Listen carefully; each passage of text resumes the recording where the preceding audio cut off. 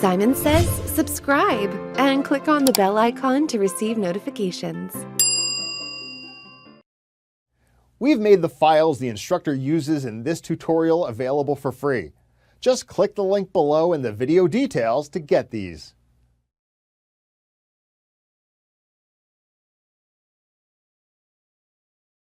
Hello everyone and welcome to this course on Microsoft Word 2021. My name is Deborah Ashby and I'm a Microsoft IT trainer with over 25 years of experience not only using but also training all the different versions of Word. And I am super excited to be your host for this course. Now, Word 2021 is the latest standalone release from Microsoft. And it's really designed for people who still want to use Word and have all of the latest functionality, but don't necessarily want to commit to a Microsoft 365 subscription. Now, it might be that you're coming to this course after having used a slightly older version of Word, or maybe a much older version of Word. If that is the case, then I would definitely recommend jumping onto the Microsoft website and having a quick look at the What's New in Word 2021 page. You're going to find so much information here, which is going to take you through some of the main differences, the main changes since the last version of Word. And fear not, we will be going through a lot of these as we work through this course. Now, if you're still a little bit unsure as to what the difference is between Word 2021 standalone and Word for Microsoft 365, then I would highly recommend you check out this webpage just here. This basically goes through a comparison of Office 2021 versus Microsoft 365 and can really point you towards the main differences and the pros and cons of each. So if we take a look down this webpage, you can see some of the differences between Microsoft 365 and Office 2021. Now, if you want to use Word for Microsoft 365, you're going to need to pay for a monthly subscription. And that generally tends to be somewhere between $5 and $8. And whilst this is a low-cost fee each month, it is a monthly commitment. And what you essentially do is you rent the software from Microsoft as opposed to actually owning the software yourself. Some of the advantages for Word for Microsoft 365 are that 6 people can share one account, and you can access your applications on the go via the mobile app, so on and so forth. It also means that any upgrades that are made to Word by Microsoft are automatically deployed to your PC. So you don't have to keep buying the latest version of Word. Now, whilst that suits a lot of people, it doesn't suit everybody. And you'll find that at a lot of larger companies, it's not so easy for them to just switch everybody across to a Microsoft 365 subscription. So if you're somebody who prefers to buy a license for Word 2021, own that copy and just make one payment and not sign up for a monthly commitment, then the standalone version of Word is going to be the best choice for you. You're still going to get things like all of the security updates, but you're only making one payment. And remember that one payment is going to be higher than the monthly charge for Word for Microsoft 365, but you only make that payment once. And it's definitely worth shopping around different websites because you can get some really good deals if you do want to buy the standalone version of Word. So this training course is designed for users of Word 2021. Now, there is a lot of crossover between Word 2021 and Word for Microsoft 365. So if you have maybe been using the Word 365 version and you're coming across to Word 2021, then it's going to be a pretty seamless transition. This is the latest version with all of the new stuff in it. So with all that said, let's take a look at what we're going to run through throughout the balance of this course. So we're going to start out with a brief introduction. That is pretty much what we're doing now. And we're then going to move on to running through some of the basics. So this course is designed for people who have little to no knowledge of Word. Even if you do have a bit more knowledge of Word, it's definitely worth running through those basics to make sure that we're all starting from the same base. So we're going to take a look at things like how to open, how to close, how to save documents in Word. I'm going to show you where you can go to get help and run through some of the keyboard shortcuts that you can access. Once we've been through those basics, we're going to move on to working with documents. So this is where we'll take a look at how to create documents based off of templates, how we can find the tools that we need to truly work with our documents. Next, we're going to move on to talking about viewing documents. I'm going to show you how you can switch between different document views and use some of the newer features in Word 2021 like the Immersive Reader and also Dark Mode. In the next section, we're going to start inputting text into a document. We're going to run through some of the basic and more advanced formatting options that we have. I'm going to show you things like cut, copy, paste, paste special, and how you can make selections and also align different things within your document. We'll then move on to working with paragraphs. And this is really where we're going to talk about indenting, changing the layout, and working with tab stops. We'll then talk about themes in our document, and I'll show you all the different ways that you can change the look and feel of your document, such as changing the colors that you're using, the font, and also the effects. The next section is a really important section, and that is word styles. We're going to walk through what exactly word styles are and why they're useful, and I'll show you how you can quickly apply styles throughout your document to organize it and also make it a lot easier for you to do things like create a table of contents. We'll then move on to talking about pictures, tables, and objects. I'll show you how you can liven up your document a little bit by adding in images, icons, 3D models, characters, things like that, and also how you can organize data using tables. We'll then also take a look at some other types of objects that you can insert, such as smart art diagrams, charts, and screenshots. Next, we'll take a look at formatting our pages. We'll dive into the page setup options, such as how to change the margins, the orientation, the paper size, and set up things like headers and footers. In the references section, we'll walk through how you can create things like a table of contents, or maybe even an index at the end of your document. I'll show you how cross-references work, citations, and how we can create bibliographies, tables of figures, and also tables of authority. In the next section, we'll run through a classic in Microsoft Word, and that is mail merge. I'll show you how to use the step-by-step mail merge wizard to quickly create multiple letters, and we'll also take a look at how we can generate envelopes and labels as well. Next, we'll move on to talking about spelling and grammar in a little bit more detail. I'll run through some of the settings that we need to change in order to get that to work correctly, and we'll also take a look at how we can create our own auto text entries. Next, we'll move on to talking about track changes and comments. I'll walk you through exactly what track changes are and how they can be useful when multiple people are making changes to a document. I'm also going to show you how you can compare two documents together and how you can add comments to your document. And then the final working section of this course is finalizing a document.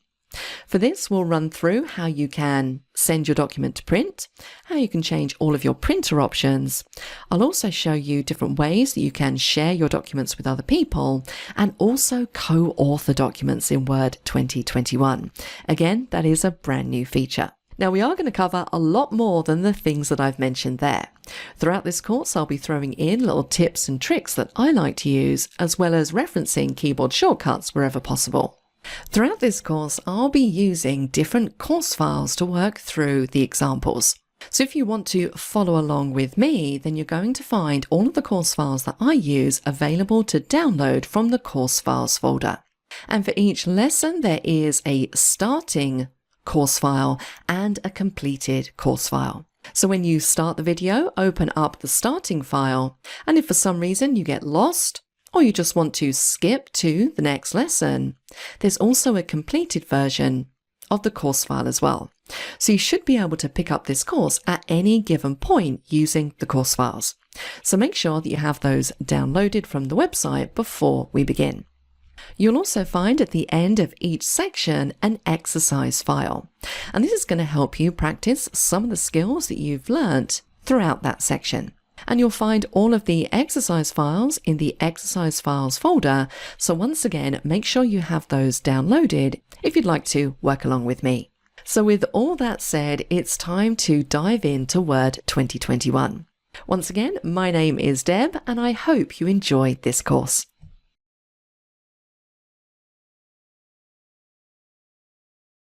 The first exercise of this course is a very simple and straightforward one. I'd like you to ensure that you have a working copy of Word 2021 downloaded and installed onto your PC. And I'd also like you to make sure that you've got the course and the exercise files downloaded and stored somewhere that's easily accessible. Once you've done both of those two things, then you're pretty much ready to start the course. Now, if you'd like to see my answer to this exercise, then please keep watching.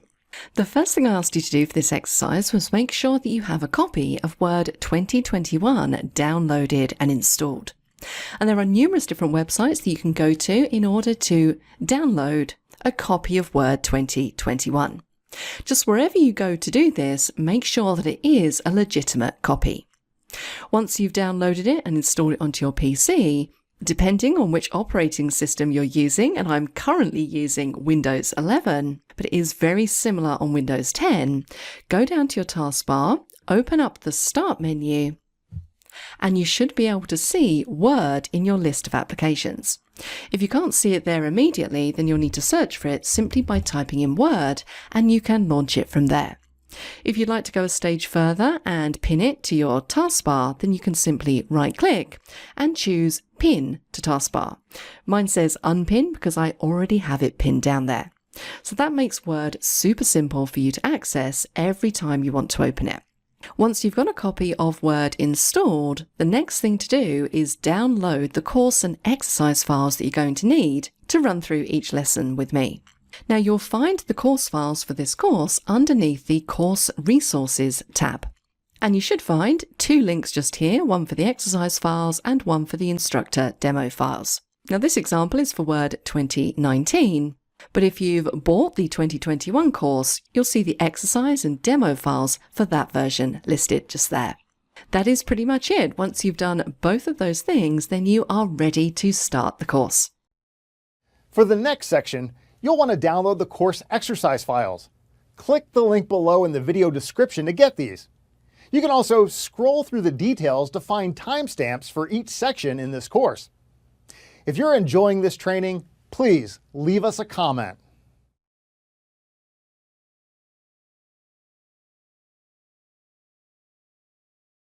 So let's start out in Word 2021 by firing up the application and having a little explore of the interface. Now, when you first open up Word 2021, it's going to take you directly to what we call the Start screen. And you only really ever see this screen in this format, this layout, when you first open Word. And it's a very simple screen to navigate around. On the left-hand side, we have a very small menu. The three main buttons we're interested in here are Home, New, and Open. So if we start out with the Home page, which is what we're looking at now, this is where you can come to create a new blank document. You can see I've got that highlighted at the top here. Or I can select a template to create a document from. And there are hundreds of templates in Word that you can use, which really takes all of the hard work and the stress out of creating certain types of documents. And we're going to talk a lot more about templates later on, but just know that you can access them from here. And if you want to see the full list, we have a More Templates link all the way over on the right-hand side, which is going to open up our template gallery and allow us to search for specific templates. But as I said, more about that a bit later on. Let's jump back to Home and take a look at what we have in the lower half of this screen. Well, this is where you're going to find all of the documents that you've recently accessed. And the number of documents that you see in this list very much depends on what you have set in your Word options. And I'll show you where to go to change this in a moment. So this is just a super quick way of seeing the last documents that you accessed, the last documents that you used, and being able to get back to them quickly. If I want to open one of these, I can simply double click and it's going to open that up in Word. So really nice and straightforward. Now that I've got a document open, if I try and get back to that start screen, you'll find that you actually can't. If I jump up to File, which takes us into the Backstage area, We get to a similar screen, but it's not exactly the same as the start screen. So I just wanted to highlight that in case you are wondering, well, how do I get back to the start screen if I've opened a document? You actually can't. You need to close down all of Word and then reopen Word again to get back to that page. Now, what you'll also notice with all of these recent documents is if you select one of them and right-click, notice that we get a right-click menu.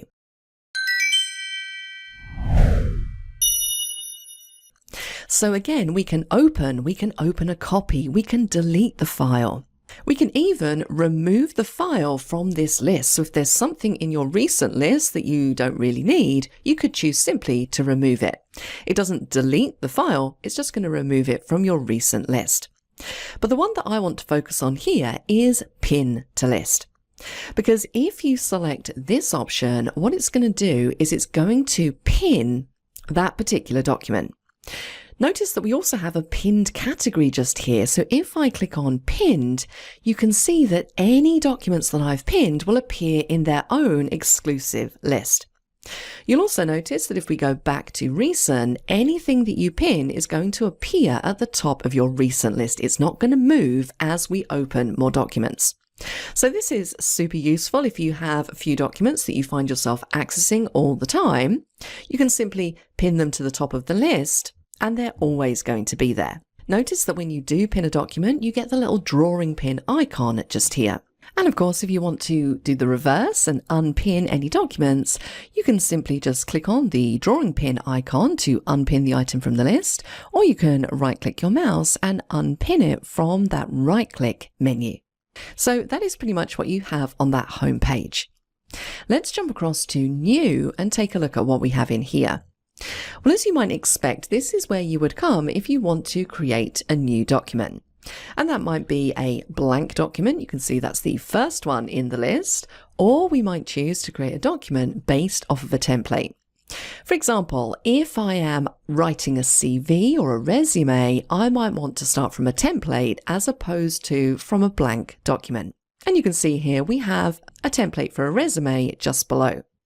Now, as I mentioned, Word does contain hundreds of different templates, all divided down into different categories, which makes them a lot easier to find.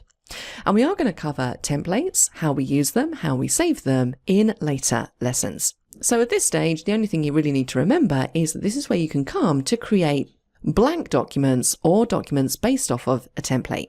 The next button we have in this left-hand menu is Open. And this is where you can come to, you guessed it, Open Documents. And you can pretty much access any location where you might have documents stored. And yours might not look exactly the same as mine. It depends what type of cloud storage you use and if you've connected that to Word. So you can see here right at the top, I'm clicked on Recent. And on the right hand side, it's showing me a list of all of my recent documents. And if I click across to folders, I can see all of my most recent folders that I've saved into. So this is just here to help me find the document that I want to open. So if it's something in the last week, I'm more than likely going to find it somewhere in this list.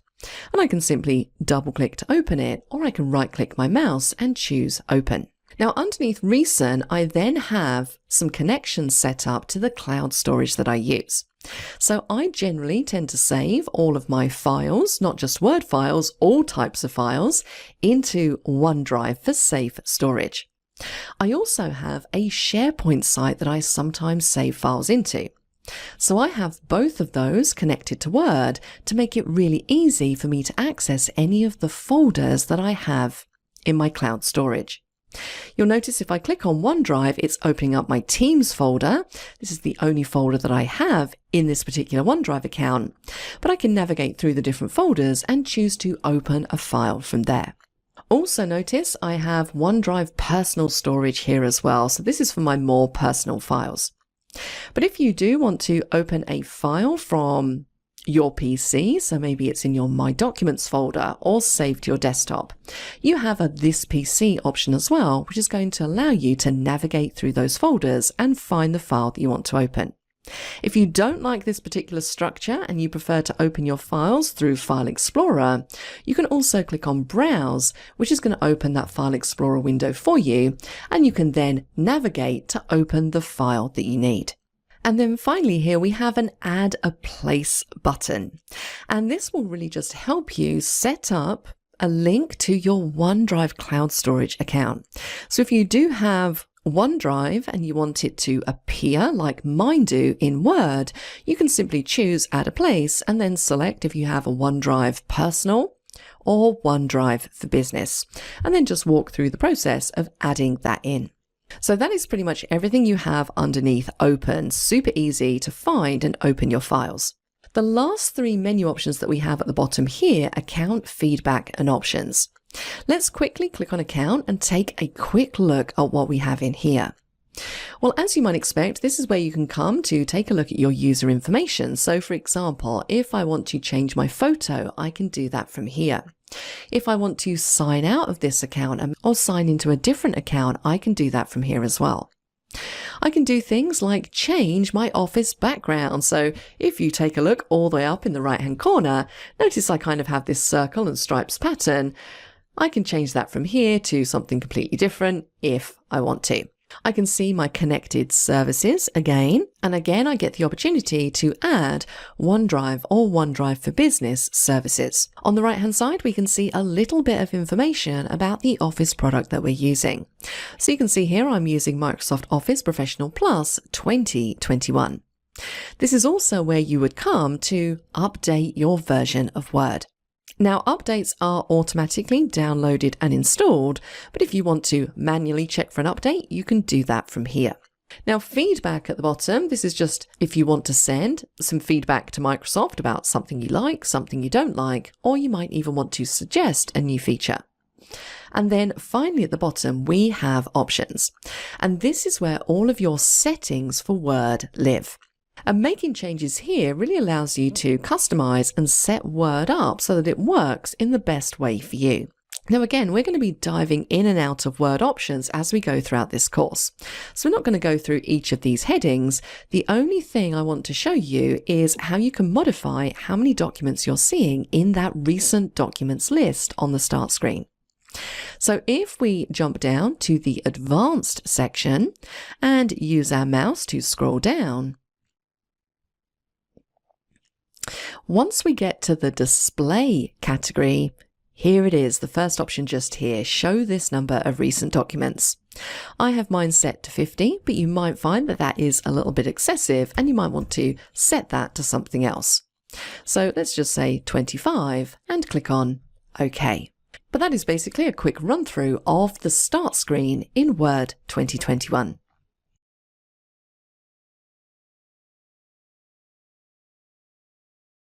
So now that we're a little bit more familiar with the start screen, it's time to load up a blank document and get ourselves comfortable with the Word interface.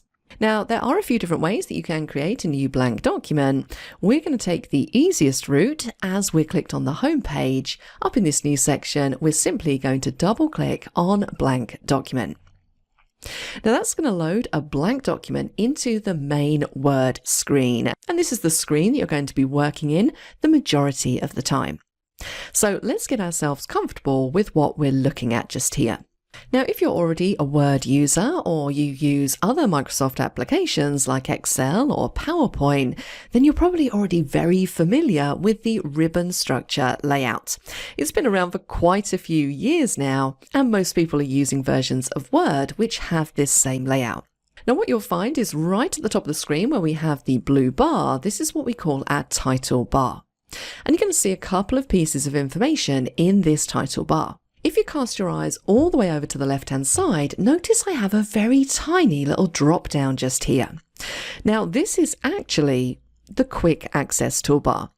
And we have a whole lesson dedicated to what the Quick Access Toolbar is and how we can customize it. For now, just be aware that currently our Quick Access Toolbar is located in the top left-hand corner. We then move across and we have the title of this document. Now, because I haven't saved this document as yet, I'm just getting the generic name of document 1. We're going to save this in a couple of lessons' time. We then have a handy search bar, and this search bar is really useful if you are struggling to find a particular command on one of the ribbons. It's also where you can come to read more about a specific command and access the help files. And then finally, all the way over on the right-hand side, we have these little buttons that are fairly consistent across all of the Microsoft applications. We can see our account information up here. We have some ribbon display options as well, which I'll come back to in a moment after we've spoken a bit more about ribbons. And then finally, we have the minimize button. So if we want to minimize Word down into the taskbar, we can do that. And we can even snap the layout. I can choose to snap my copy of Word to the left-hand side of my screen and then choose another application to open up in the right-hand side of the screen. And then finally, we have a close button all the way in the top right-hand corner. Now, the thing you need to remember about this close button in the top right-hand corner is that it will close down all of Word. So if you have a few different documents open, it's going to close all of the open documents. If you simply want to close the document that you currently have open, this is where you would go to File and down to Close. So it's still going to leave Word open, it's just going to close down that one particular file. Whereas if we click the cross, it's going to close down all of Word. Now let's just fire Word up one more time and just create a new blank document. Now, underneath that title bar, this is where we have our ribbons, and the ribbons are really there to house all of the commands that we use in Word. And all of the commands are categorized not only onto different ribbons, but also into different groups. For example, on the Home ribbon, we have a clipboard group that contains things like cut, copy, paste. We have a font group with all of our font formatting options, paragraph group for alignment, and then we have a group for different word styles, and then an editing group at the end where we can do things like find specific pieces of text and replace them. And all commands are categorized in similar ways. And in general, you'll find your most commonly used commands on the Home ribbon. If we click across to Insert and just take a quick look at some of the things we have on here, this is where you would come to insert different things into your document. That might be a table or a cover page, or maybe a shape or an icon, or maybe something like a comment or a link or a header and footer. The Draw tab is where we're going to find all of our drawing tools, particularly useful if you work with a touchscreen device and a stylus. We have a Design tab to help us control the look and feel of our documents. A Layout tab where we can do things like change the orientation, add margins, add line breaks, things like that.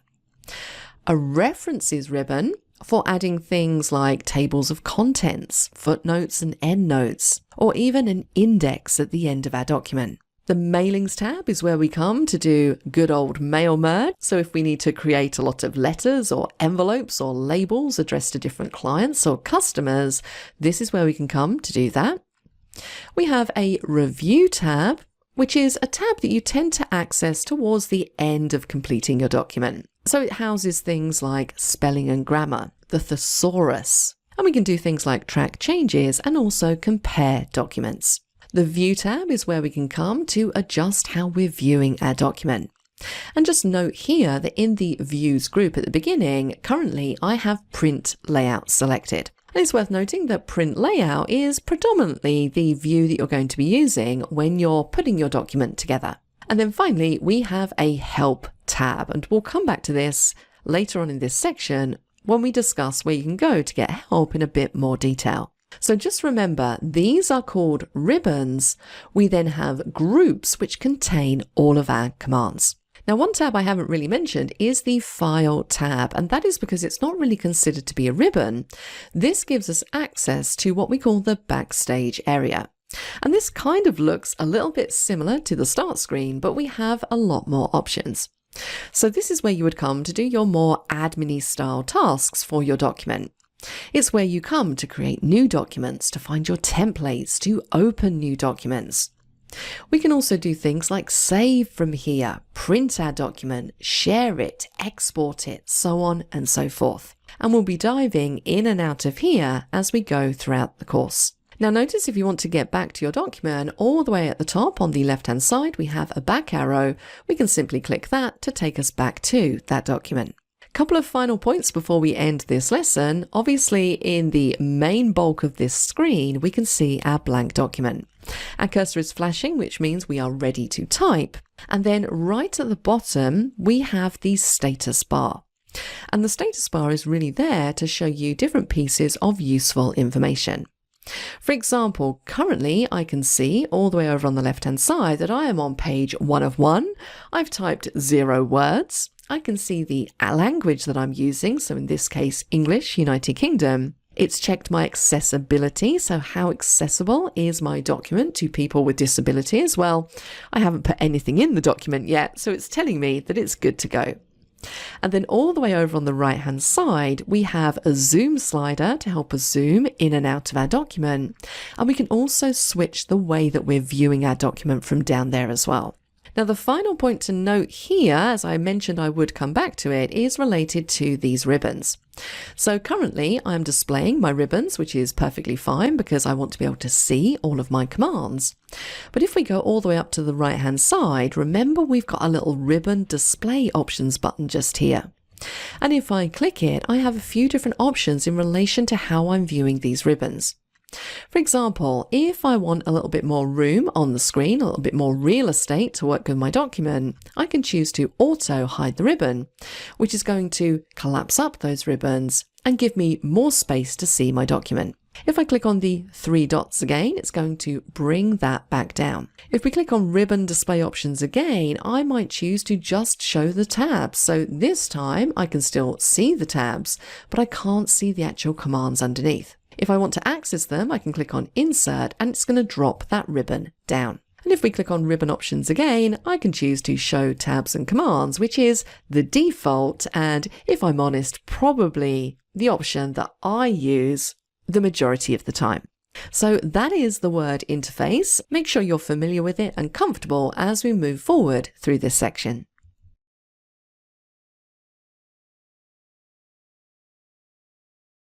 When we start working with Word documents, what we generally tend to find is that we spend quite a bit of time aligning and positioning different objects on our pages.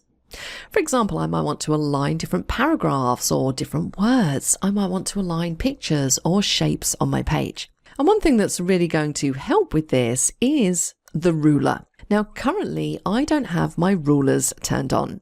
So I just wanted to take a quick moment to show you where this setting is so that you can make sure that you have your rulers turned on. Now, when it comes to rulers, we can choose to have a horizontal ruler or a vertical ruler, or we can choose to have both. And you'll find the ruler option on the View tab at the top. So let's click on View. In the Show group in the middle here, notice we have an option for ruler. Now look what happens when I hover over ruler. I'm getting what we call a screen tip appear on the page. And screen tips are so useful because they give you an idea as to what this command does. And you'll notice that these pop up whenever you hover over any of the commands on the ribbon. So this tells me that this is going to show rulers next to the document. We can see tab stops, move table borders, and line up objects in the document. Also, you can measure stuff. So pretty useful. Let's click in the box to turn the rulers on. Now notice here we have a horizontal and also a vertical ruler. Now take a look at the measurements here. Currently my measurements are set to inches. In the UK we tend to still use inches slightly more than we use centimetres. But that might be different for you. You might be somebody who much prefers to use centimetres. Well, the good news is that we can change the measurements that we're using for our rulers. So where do we go to change our measurement units? Well, if we go to File, we're going to find this in Options because effectively we're customizing how our copy of Word works for us. And we'll find this underneath Advanced again. Now, if we use the scroll bar to scroll through some of these options, because we do have quite a lot in here, We're going to find it underneath that display section again. So this is where we were previously when we modified the number of recent documents that we could see. Now notice here it says show measurements in units of, and then mine is set to inches. But if we click the drop down, we can choose centimeters, millimeters, points, or picas. So if we select centimeters and click on OK, notice that my ruler has now changed. So make sure that you get your rulers set up to display a measurement that's meaningful to you. Now, the other thing I just wanted to mention very quickly in this lesson, so that you're familiar with it as we're going to use it quite a bit as we move through this course, is how to zoom. Now, when we say zoom, I mean zooming into the document or zooming out of the document. Now, to demonstrate this, I'm just going to add some text to this document. And this is a quick little trainer trick in order to get a few paragraphs of dummy or test text into a document. We can type in equals rand, and then we can specify how many paragraphs and how many lines we want. So I'm just going to say 5,5, and that's going to give me 5 paragraphs of 5 lines each of random text. Now, if I want to zoom into this document, there are a few different things I can do. If we cast our eyes all the way down to the bottom right-hand corner of the screen, we have what we call the zoom slider. And you can see that currently I'm zoomed in to 110% in this document. But if I want to change that, I can simply drag the slider to zoom in, or drag it all the way out to zoom out. And of course, the one in the middle there is going to be 100%. Alternatively, if you are using a mouse that has a scroll wheel, you can hold down the Control key and use your scroll wheel to scroll in and back out again. And then the final way that you can zoom is again up on the View ribbon. So in the Zoom group, we have a zoom button, and then we have a 100% button. So if we click on Zoom, this is where we can define or choose the exact percentage that we want to zoom to. So I have options for 200%, 100%, or 75, or I can be very granular about how much I want to zoom in or out and use this little percent box just here to select my zoom level. I also have some other presets here. I can zoom to exactly the page width, I can zoom to the text width, or the whole page.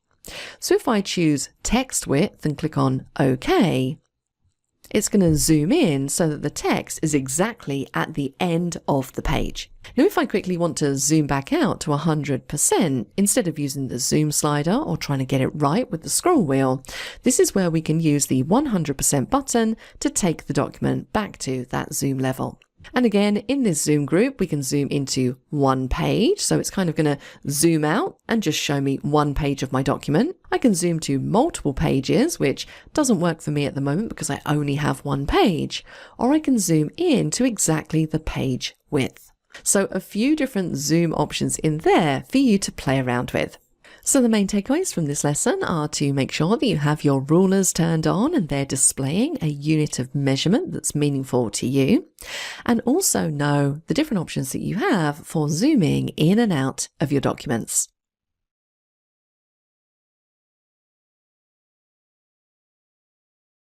Another important thing to make sure that you have turned on when working with Word documents is check spelling as you type. This is a super helpful option that really keeps a check on your spelling as you're working through your documents. If it finds that you've spelt a word wrong, or even if you have a grammatical error, it's going to flag it to you immediately so that you can correct it. So if we're correcting all of our errors as we're working through our document, it really diminishes the need to do a blanket spell check at the end of the document. Now, I would always recommend that you do a final spell check before you send this document off to someone important, but you'll find that it's a lot quicker if you've already been checking your spelling and your grammar as you've been typing the document. Now, check spelling as you type is another one of those little options that we need to toggle on or toggle off depending on if we want to use it. So let me first show you a little example of how spelling and grammar flags in Word. Now, the first thing I'm going to do here is I'm simply going to delete out all of this junk text that I added in the previous lesson. So a couple of little shortcuts coming up here. To delete all of this text, I just need to make sure I'm clicked somewhere in this document. I can press Ctrl A, which is going to select all of the text, and then I can simply press the delete key. So now I'm going to type a sentence, but I'm going to make a grammatical error and also a spelling mistake. Now notice what happens now that I've typed that sentence. I've typed in Word, we can use an template to create an document. So that's not a particularly great sentence, but it is an accurate representation of the types of words that we can type if we're typing really fast. Now notice what's going on here. Where we have the spelling mistakes, those are underlined and automatically flagged to me with a red squiggly underline. Now notice what Word's done here. It's flagged not only the spelling mistake, but also the grammatical errors. So spelling mistakes are going to appear with a red squiggly line underneath them, and your grammatical errors are going to appear with a blue double underline. And the cool thing about this is that we have the option to correct these on the fly as we're working with the document. So what I can do here is where we have an, which is a grammatical error, I can right-click my mouse and it's going to give me a choice at the top here of what this word should be. And yes, it should be a. In Word, we can use a template. So now I need to correct the spelling mistake. We can right-click. I'm getting my choices at the top here, and I'm going to select template. And finally, we have another spelling error just here. Let's right-click, and yes, this should be to. And now that I've corrected those and Word has this sentence in context in its brain, it's also picked up that the an is a grammatical error. And again, that is correct. It should be a. So let's right-click and choose a from the list. Now, if you go through and check your spelling as you type, when you get to the end of your document, you can still run a blanket spell check. And in fact, you can run a spell check at any point. So let's just take a quick look at how we would do that. There is a shortcut key to invoke spell check, and that is F7. Notice that it's come up spelling and grammar check is complete. Now we're going to do this a bit later on with another document so you can see how you can work with the internal dictionary. But also remember that you can find your spelling options on the review tab as well in the proofing group. So if we click spelling and grammar, that's basically the same as pressing the F7 key. Because I have no spelling mistakes because I've been checking as I've typed, I'm just getting a message saying that the check is complete. Now, if you find that when you're working and typing text into your document, it's not flagging up any spelling errors or grammatical errors, it might be that you don't have check spelling as you type turned on in your Word options. So let's jump across to File, down to Options, and this time we want to go to the proofing page. And right at the bottom here, this is the option you're looking for, check spelling as you type. And also mark grammar errors as you type. And I also like to have frequently confused words turned on and also check grammar with spelling as well. So in general, I'll have these 4 turned on. What you'll probably find if it's not picking it up, that this option has been deselected. So make sure you have a tick in that box, click on OK, and then you can correct your errors as you go.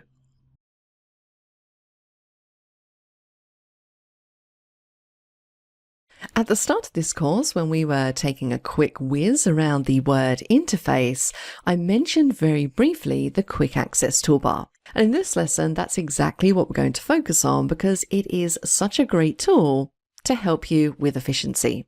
Now, if you recall, all the way up in the top left-hand corner, I highlighted to you this little drop-down arrow. Notice if I hover over it, it says Customize Quick Access Toolbar. Now at the moment, this isn't particularly interesting. We just have a drop-down arrow. So what exactly is this toolbar and how do we add things to it? Well, the Quick Access Toolbar is a way that we can create shortcuts to commands that we use most frequently. So instead of hunting through the different ribbons looking for the commands that we want to use, if it's something we use all the time, it's much easier just to add it to the Quick Access Toolbar and have it easily available. And we can add any command that's available in Word to the Quick Access Toolbar. Now, if we click this little drop down, notice what we have here. We have a selection of 10 to 15 or so commands that we can automatically add to the QAT. And I guess these are commands that Microsoft have deemed useful to everybody. So most people will create new documents on a fairly frequent basis. Most people will save, most people will print at some point. And in particular, a lot of people like to use the undo and redo buttons. So we have a small selection here of commands that we can very quickly add to the QAT or the Quick Access Toolbar with one click. So I'm going to add new, and you can see as I do that, the icon appears. I'm also going to add, let's do undo and also redo. And I'm also going to add automatically save to give myself this little slider. I'm going to talk more about autosave when we get to the part about saving documents. But hopefully you get the idea of what we're doing here. We're simply just adding default commands to the Quick Access Toolbar to make them easy to access. Now, obviously, when we click this drop down, we only have 15 commands that we can add to the QAT from here. But what if I want to add something completely different? Maybe I am always inserting tables into my documents. How can I add the table command to the Quick Access Toolbar? Well, what we can do is we can jump across to the Insert tab. Here is the table command. I can simply right-click and choose Add to Quick Access Toolbar to put that up there. So you can basically right-click on any of your commands on any of these ribbons and add them to the Quick Access Toolbar. If they have little drop-downs, those will come with them as well. Now, what about if I want to add a command to my Quick Access Toolbar that doesn't show on any of the ribbons? You'll see in a moment as we start to go through this course, not every command is visible all the time in Word. So what about those hidden commands or commands that are on menus that aren't currently active? Well, we can click the drop down again and we can go down to More Commands. Now this screen will probably look familiar because it's basically just jumped us into our Word options and it's placed us into the Quick Access Toolbar page. And this is where we can add any command available in Word to that QAT. Now if we start on the right hand side, notice that this is showing my Quick Access Toolbar and all of the commands that I currently have on this toolbar. Also notice that next to this area we have up and down buttons so I can rearrange the order of my commands. So maybe I want to move undo and redo up to the top because I use those most frequently. Now over on the left hand side, this is where I can find all of my commands in Word. And they're split down into different categories. So currently I'm viewing all of the popular commands in Word. And notice that the commands are listed out in alphabetical order, which does make it a little bit easier to find them. If I want to see a list of the commands that are not in the ribbons, I can choose that group. Or maybe I just want to see a big long list of all commands available in Word. I can choose all commands and now I can scroll through and find absolutely everything. So the idea here is to find the command that you want to add. So I'm going to say, let's add some alignment tools. So I'm going to select Align Center, and then I'm going to click the Add button in the middle to add that to my Quick Access Toolbar. Let's also do Align Left and also Align Right. And obviously you can probably see how this works. If you want to remove anything from the Quick Access Toolbar, you can do that from here. You can just select it and click the Remove button in the middle. And now maybe I want to reorganize these. So let's move Autosave up to the top. And then I think I'm fairly happy with the order of the rest of these. So now if I click on OK, it's going to update my Quick Access Toolbar into the order that I've specified. It's also worth noting that if you want to delete commands from the Quick Access Toolbar without having to go into options, you can simply right-click and choose Remove from Quick Access Toolbar. Now, another thing you might want to do here is change the actual position of the Quick Access Toolbar. Currently, it's kind of up there in the title bar. It's nice and tucked away, so it's not getting in the way of my document. But if you find that you kind of forget that it's there when it's up in the title bar, you can click the drop down and choose Show Below Ribbon to place it underneath your ribbons. And this is generally how I prefer to have my Quick Access Toolbar. The final thing you can do here is you can add or organize your commands by using separators. This isn't something you have to do, but if you want to sort these into groups of commands that are related together, then separators work quite well. Once again, if we click the drop down and jump into more commands, notice at the top of every one of these groups, so it doesn't matter which one we select, we always have a separator option. So I'm going to add a couple of separators. Let's just select it, and I'm going to add a couple of these, and then I can move them into position. So maybe I want to separate off save, undo, and redo from my other commands. And maybe I want to separate off my alignment tools from my new file command. Now, when I click on OK, you can probably see very faint separator lines between these different groups of commands, which just helps me keep my quick access toolbar a little bit more organized. But that's how you can add commands to your quick access toolbar, or QAT for short, to improve your efficiency when you're working in Word.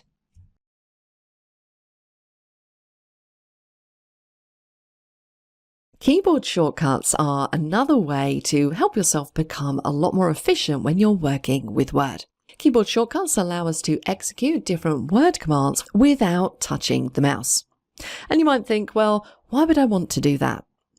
Well, you have to remember that when you're working in a Word document and you have your hands on the keyboard and you're busy typing away, sometimes it can be a bit of a pain to keep having to reach for your mouse to select your commands from the different ribbons. What is sometimes a lot quicker is to be able to use the keyboard to execute a shortcut to perform a task. And in Word, we have lots and lots of different shortcuts.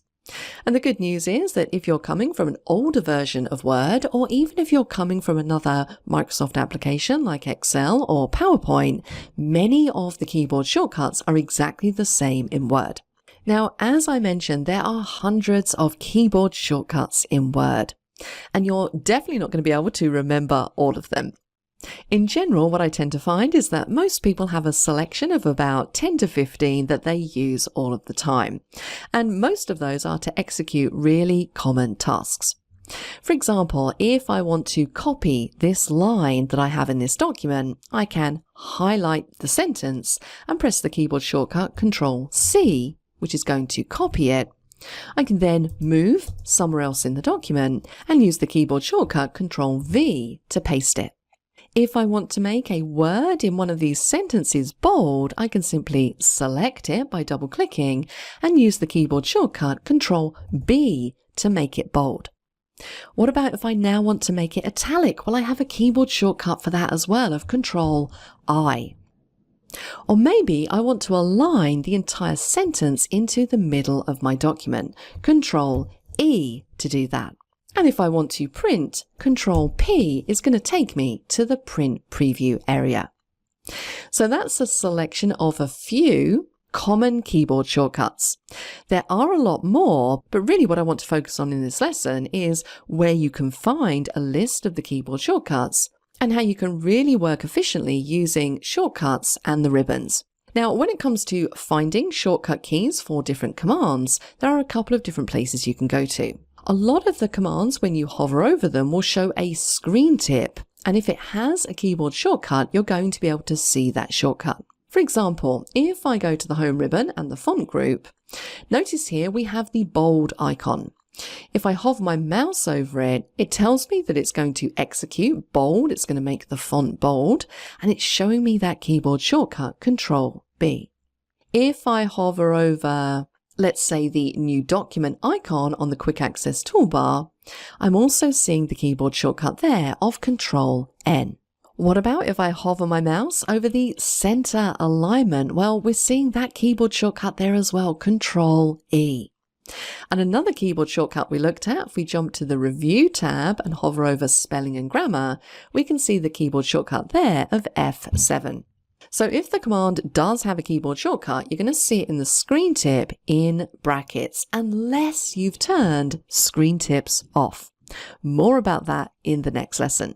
Now, aside from looking at these screen tips, where else can we go to find a list of keyboard shortcuts? Well, we can use the help files. Now, I'm going to use the search bar at the top of the screen. And notice when I hover over the search bar, this itself has a keyboard shortcut of Alt-Q. So if I'm clicked somewhere else down here in my document and I quickly want to jump up to that search bar, I can press Alt-Q and my cursor is going to move up to that area. What I can do from here is I can simply type in keyboard shortcuts.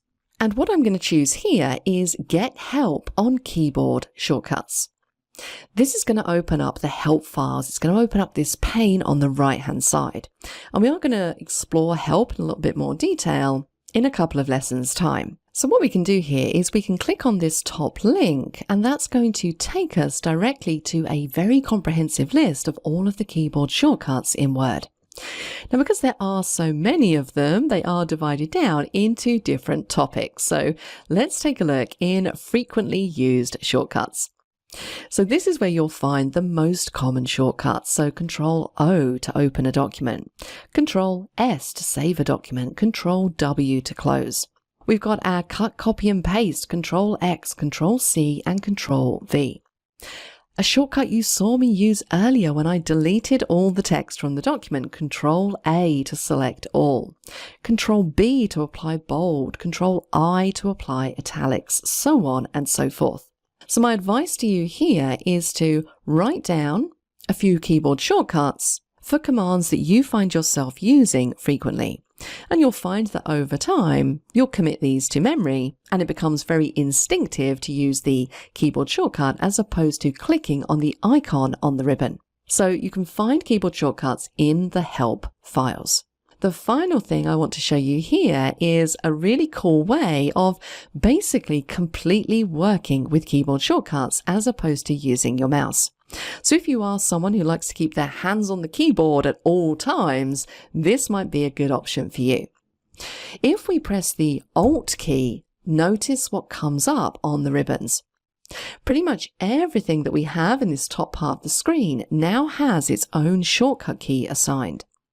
So if I want to go back to the home ribbon, I can press the H. I then get an entirely new set of keyboard shortcuts. So if I now want to type in bold, I could press number 1. And now when I type, notice that it's all in bold. I can press Alt again to bring that list back up. Maybe I want to go to the Insert tab, so I can press N and insert a table. Let's press T. It's going to give me that drop down, and then I can then hold down Shift and define using my arrow keys what size table I want to insert. Hit Enter to accept. So you can pretty much work with keyboard shortcuts the entire time simply by pressing that Alt key. If you have your Alt keys displayed and you want to come out of there, you can simply press the Escape key on your keyboard.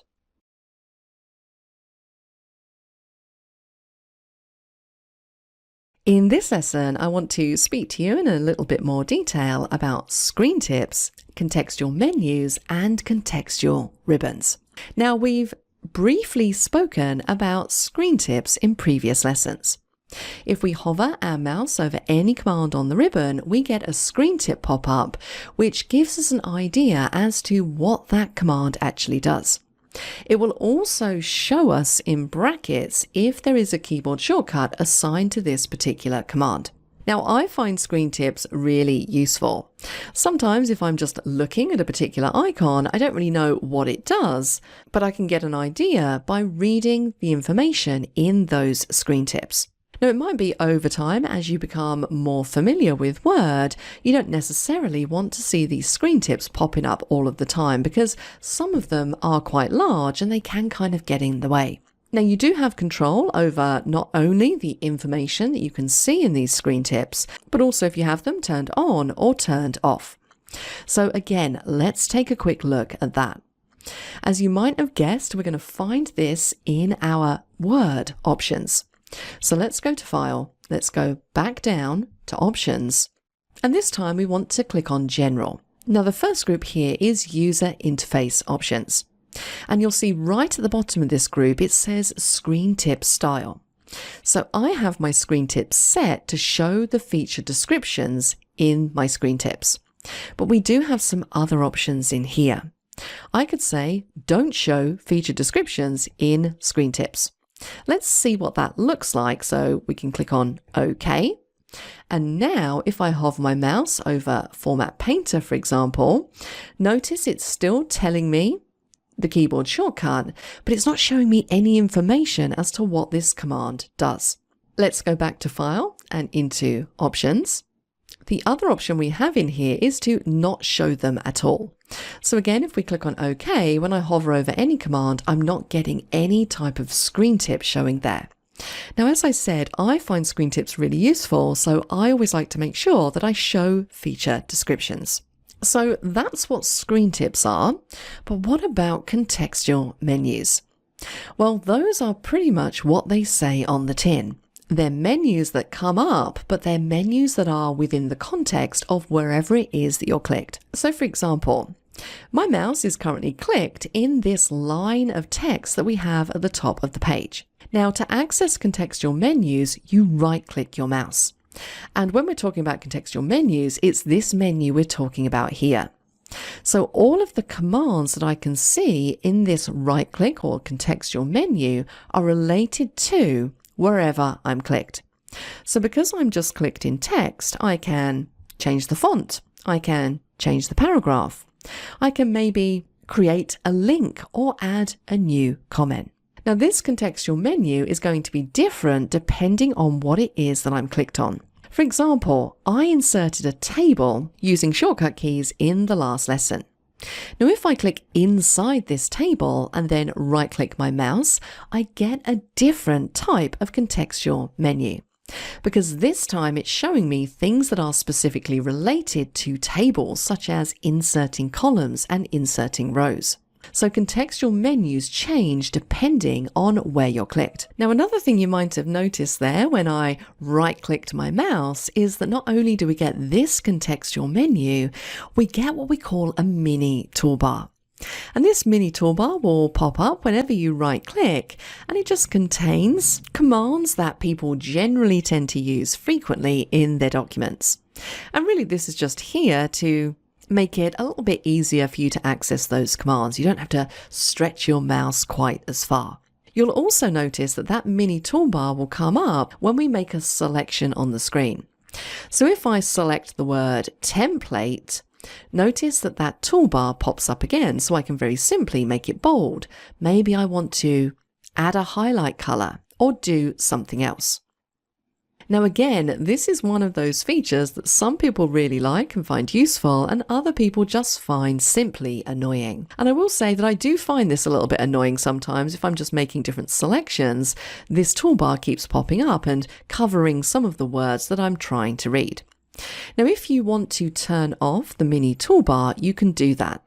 Now, be aware of what I'm saying here. When we turn off the mini toolbar, we're simply turning it off for when we make selections in a sentence. We're not turning it off when we right-click. It's always going to show when you right-click, but the setting toggles off if it shows or not when you select a word or a paragraph or something else. So let me show you where that setting is. Once again, you guessed it, up to File and into Options. We're staying on the general page. In User Interface Options, it's this option just here, Show Mini Toolbar on Selection. So if we deselect that and click on OK, notice that when I right-click, it still comes up. But now if I select a specific word, I'm not getting that toolbar. So it really is a personal choice as to whether you want to display that or not. Now, the final thing to speak about in this lesson is contextual ribbons. And again, these are ribbons that are only displayed when they're needed. So for example, if we take a look at the ribbons that I currently have, let's just do a quick review of the current layout of my ribbons. The last ribbon I have here is the Help ribbon. Now take a look what happens to these ribbons when I click inside the table. So I'm going to move my mouse down, click inside. Notice I now have two additional ribbons, Table Design and Layout. So if I click on Table Design, I now have lots of different design options for formatting my table. And if I click on Layout, this is where I can come to do things like delete the table, or maybe insert new rows or columns, or split the cells. Now these two ribbons are considered contextual ribbons, because as soon as I click my mouse somewhere else in the document outside of the table, they disappear. So it's a great way of making sure that your Word isn't cluttered with lots of different ribbons that you don't necessarily always need. It only shows them when they're relevant. And you'll find this depending on what you've selected. So if I've got maybe a picture or an icon inserted into my document, I'm going to get contextual ribbons. So let me show you that very quickly. We haven't covered inserting things yet, but just to give you an idea, I'm just very quickly going to insert an icon. I'm just going to choose this plain icon from the icons library. Notice that when I have it selected, I now have a new contextual ribbon called Graphics Format. And this is going to allow me to change the color, change the outline, change the alignment, grouping, so on and so forth of this particular selected object. Also note that if you right click on this, you're then going to get a contextual menu related to graphics. And again, this is going to contain different options to when we simply right click on something like text. So just start to be aware of this concept of contextual menus and contextual ribbons.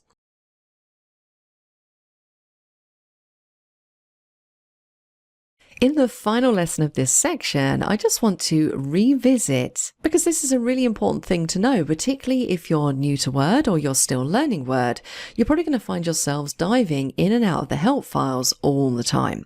So it's good to know the different options that you have and how you can best work with the very comprehensive library of help files. Now, the first thing that's most obvious when it comes to accessing help is that we have a help ribbon just here.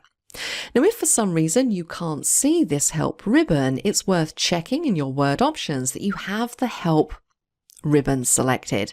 I know sometimes help isn't added as a default ribbon when you first open Word. So let's quickly check where that option is so you can make sure that you can see this ribbon. So once again, we're going to go back to File and into Options. And this time we're going to choose the Customize Ribbon page. Now over on the right hand side, this is where you can see all of the ribbons that you have access to, and the ones with ticks next to them are the ones that are currently displaying. So if for some reason you can't see help, it might be that you have it deselected. So make sure that you have a tick there, click on OK, and then you can see that help ribbon. Now the first button here is where we can access the help files.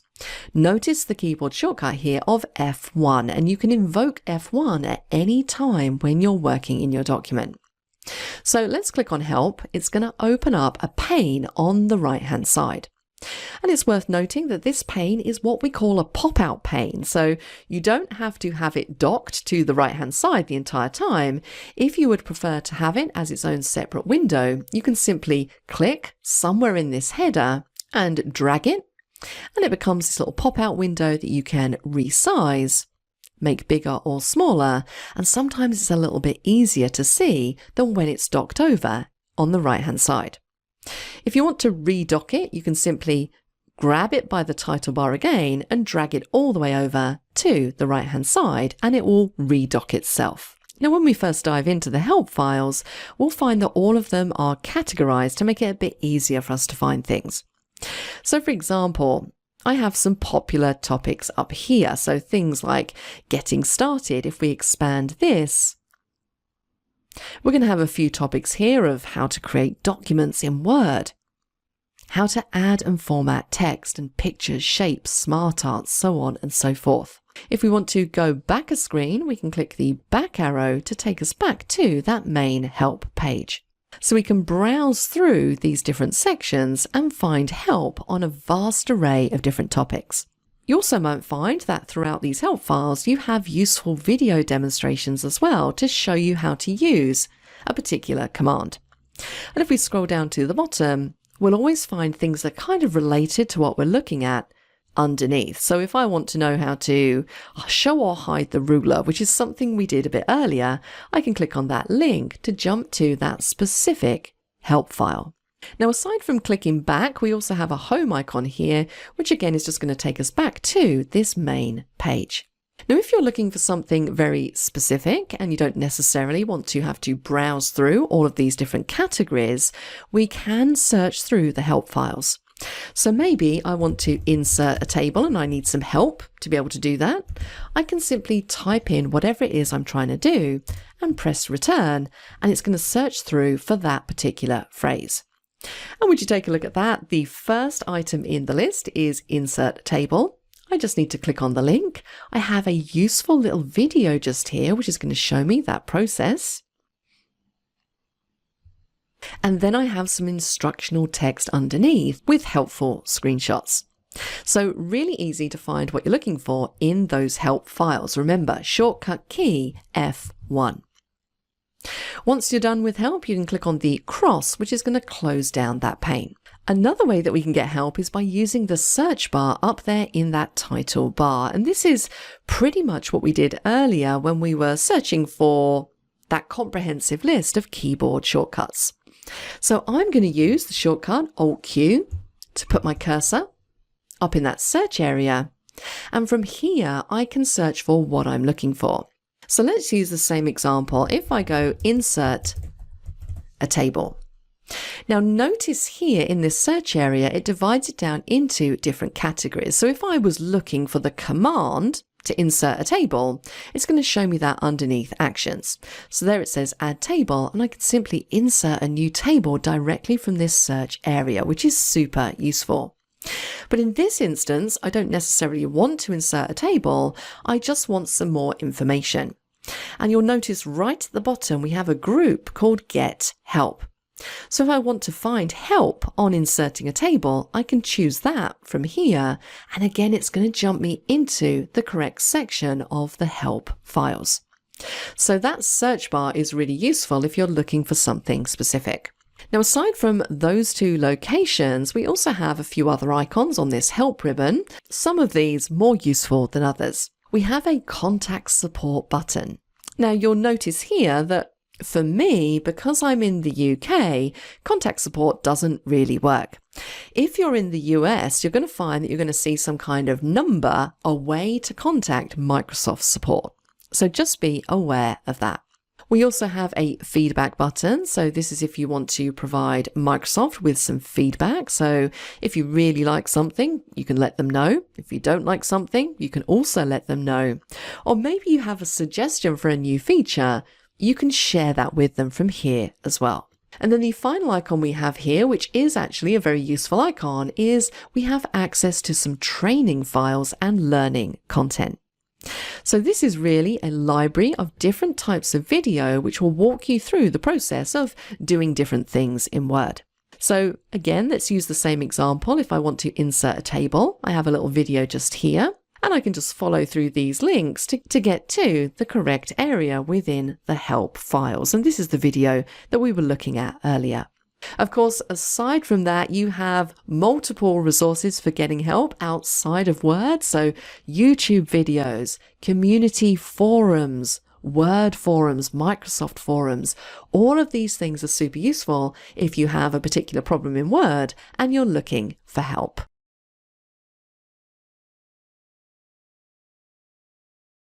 In exercise 2, we're going to practice some of the skills that we've learned in this section of the course.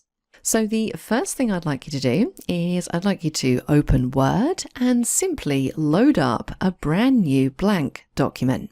I'd like you to make sure that you have your rulers turned on and change the unit of measurement, if required, to suit you. So if you use centimeters, then make sure that is how your ruler is displaying. I'd like you also to ensure that the help ribbon is visible. And also make sure that you're checking spelling and grammar as you type.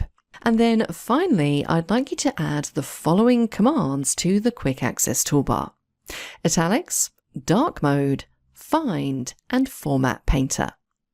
And I'd like you to move the Quick Access Toolbar so that it's displayed below the ribbon. So see how you get on with that. If you'd like to see my answer, then please keep watching. So the first thing I asked you to do here was simply to open Word and load up a brand new blank document. So I'm going to go down to my start bar and we're going to open up Word. And I'm going to choose a blank document from the home page. The next thing I asked you to do was to make sure that you have rulers turned on and they're displaying in the unit of measurement that's appropriate for your location.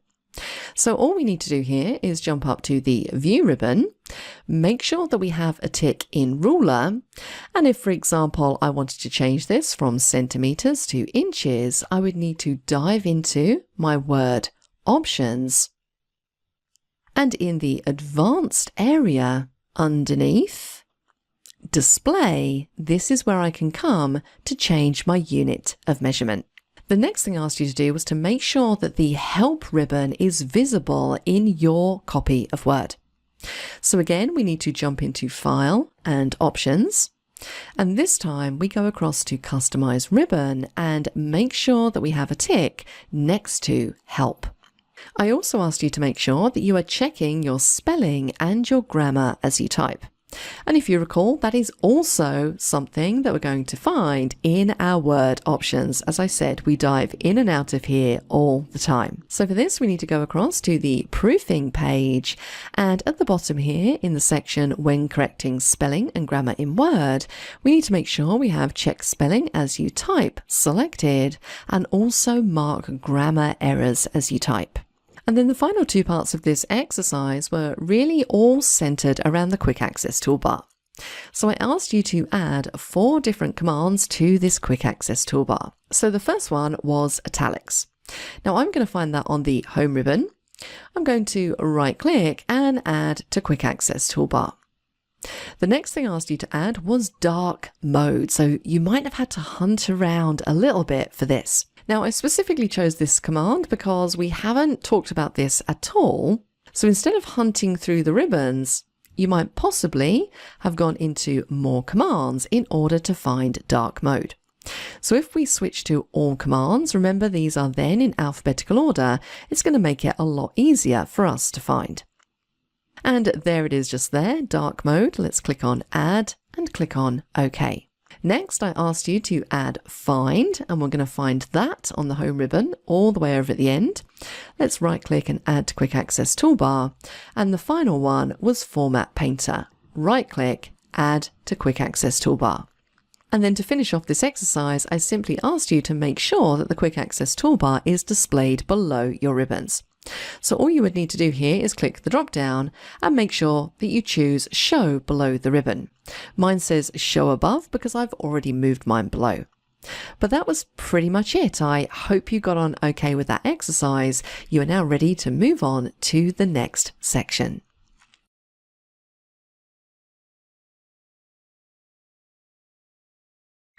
So let's start out in the first lesson of this section by talking about some of the basics. And that is creating brand new blank documents and also saving them. Now, the first thing I'd advise you to do before we get into the bones of this course is to create some kind of folder to store all of the documents that you're going to be creating throughout this course in. You might decide to create a folder in My Documents or even on your desktop like I have here, and I've just called mine Word Documents, but you can call yours whatever you like. Because we are going to be creating a lot of documents in this course, so you want to have a nice consistent place to save them. Now, when it comes to creating brand new documents, there are a few different methods that we can use. And by far the quickest and easiest is simply to use the keyboard shortcut Control-N. That's going to open up a brand new blank document. If you take a look at the title bar, you can see it currently has the very generic name of Document 2, but we're going to save this in a moment, so that name's going to change. Now, if you want to close a document, again, we don't want to use the cross in the top right-hand corner because that's going to close down all of Word.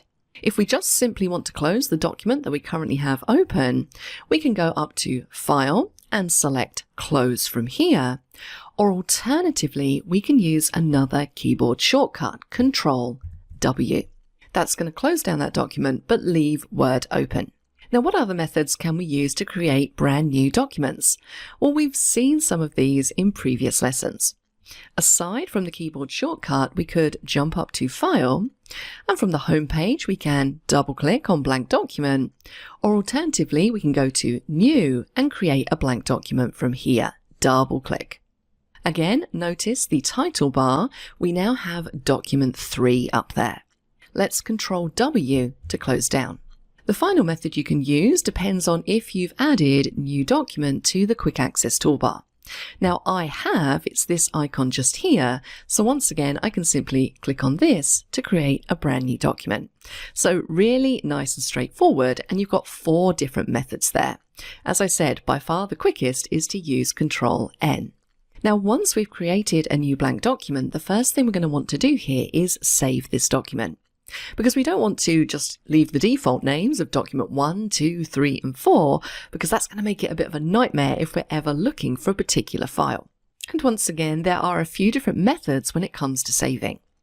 Now, if we jump up to the File tab, notice here we have 2 options, Save and Save As.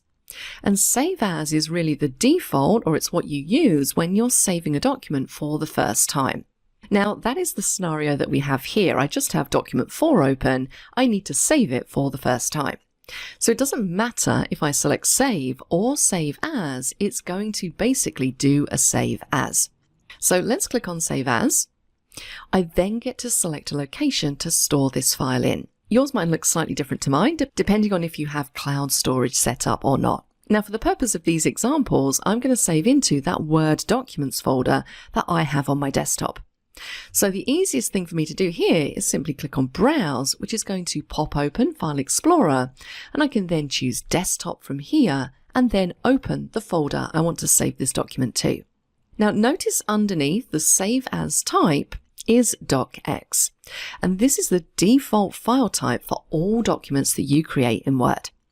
If you click the drop down, you'll notice that we do have lots and lots of different file types that we can save as. And we're definitely going to explore some of these a bit later on in the course, but for the time being, let's just choose the default of docx. Now we can give our document a name. And I would advise that when you're naming your documents, try and make the name meaningful. Try and make the name as meaningful and descriptive as possible, because that's just going to help you out a lot if you're ever searching for a very specific file. Now I'm just going to call this my first document, and then we can click on the Save button. Now once this document has saved, it's going to take us into the document, but there are a couple of changes here. If you glance up to that title bar, notice that it says my first document now instead of document 2. And also notice that the autosave button on my Quick Access Toolbar has toggled itself on. Now, if you can't see this autosave button, it might just be that you didn't add it to the Quick Access Toolbar. So if you haven't, I would very quickly jump into here and make sure you have a tick next to Automatically Save. And this button is amazing because it basically saves your document for you as you type. And just a note, the keyboard shortcut for saving is Control S. So I'm going to type a quick heading in here. My first document. Notice in the title bar it says saving, and then once it's saved, you're going to see that indicated up there as well. So I haven't had to save myself, it's automatically saved. And this is great because if something unexpected happens, as it occasionally tends to, for example, maybe Word suddenly crashes in the middle of a document, if you have autosave on, it means that you're not really going to lose any work because it's saving as you're doing things. Now, just a final note on saving, there are some settings that you can review and customize, and as you might expect, we're finding those underneath Word options. We have a save page just here where we can make some adjustments. So for example, I've got my default format as docx, that's absolutely fine, and I definitely recommend not changing that. I've got save auto recover information set to 5 minutes, which is pretty much the maximum that I would have. So if anything unexpected does happen, I'm not going to lose any more than 5 minutes of work. And I can also do things here like set my auto recover file location. So occasionally, if you're in the middle of a file and maybe Word crashes, or maybe you accidentally close Word down, Word will actually auto recover the last file that you're working on and place it into this folder here. So if you want to change that location, you definitely can. We also have a default local file location here as well, and this can be changed to whatever you like. So if you always have a folder that you save files into, you can set the default local file location to that so that when you go to save, that's the first folder it's going to pop open. So definitely worth coming in here, reviewing your settings and making sure that everything is set up for you. The final thing I'm going to do here is I'm just going to add some random text using my little trainer's trick again. So we're going to say 3 paragraphs of 3 lines. Notice in the title bar it is saving, and we should find that that switches to saved after a few seconds. So now if we close this document down, Control W, we should find that when we reopen this file in the next lesson, all of the information that we've added is going to be there.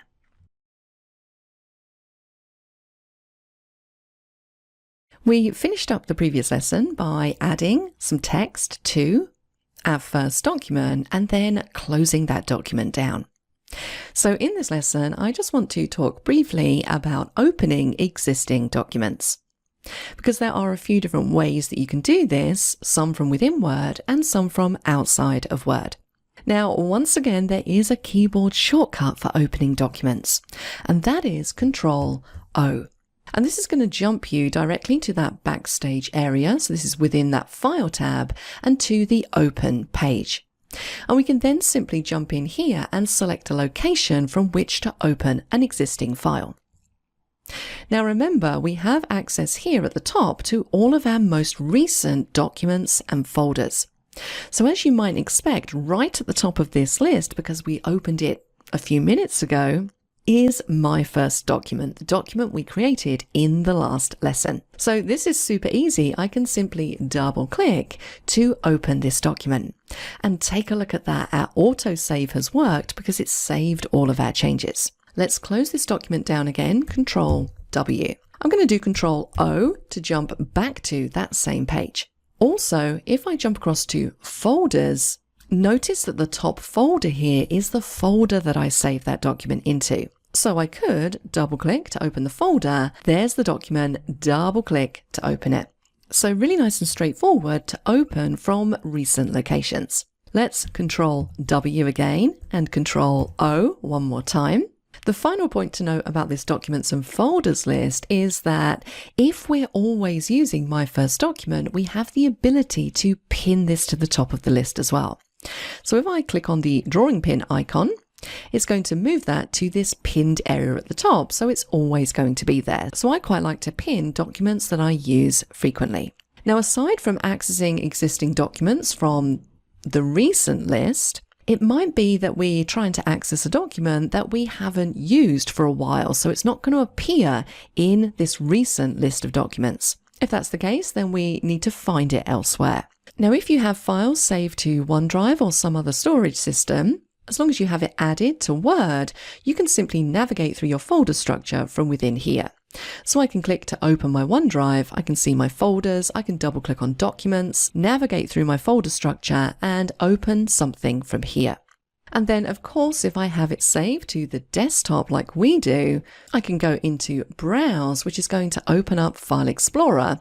And this then opens up the ability to search for documents. So if you are struggling to find something, you can use the capabilities of File Explorer to search for the specific document that you're looking for. So there is my file. I can click on Open, and once again, it's going to load that into the main window. So super easy to open existing files from within Word. Now we can also have multiple Word files open at the same time. So let's create another brand new document, Control N. I'm going to call this my second document. And let's add some different text this time. And I'm going to save it. Notice at this stage, the autosave is toggled off because that doesn't kick in until we save. So let's quickly save the file. So we're going to jump up to File, Save As. I'm going to save it in the Word Documents folder, which I have at the top of my recent list. And let's call this my second document. Now notice that it's picked that up from the line of text that I have in the first line of the document. And this is perfect because this is what I want to call this document. So quickly I can click on Save. So now the document that I'm seeing is my second document, but my first document is still open behind because I didn't close it down. And we can very quickly toggle between all documents that we have open by clicking on the View tab and utilizing the Switch Windows option just here. This is going to show you all of the Word documents that you have open, and you can simply toggle between the two of them by using that little drop down. So really nice and straightforward. Now I'm going to close down my second document, Control W, and underneath we have my first document. Let's close this one down as well, Control W. Now, aside from opening files from directly within Word, we can also open them from external locations. For example, if you prefer to navigate or find files in File Explorer, you can open Word files from there.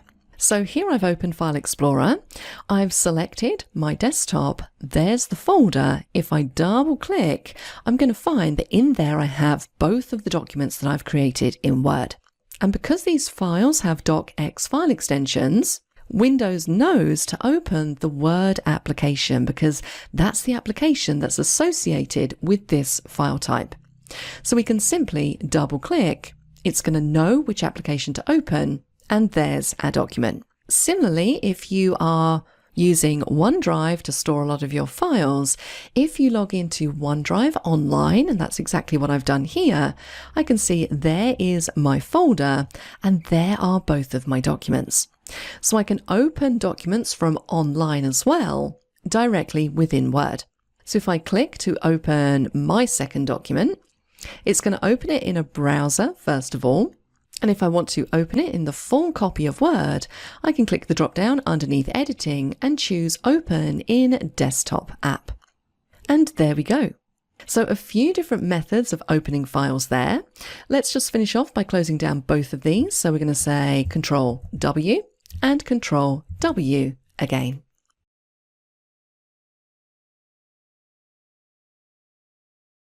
So now we're pretty clear on the basics of creating a brand new document, opening existing documents, and also doing things like save and close.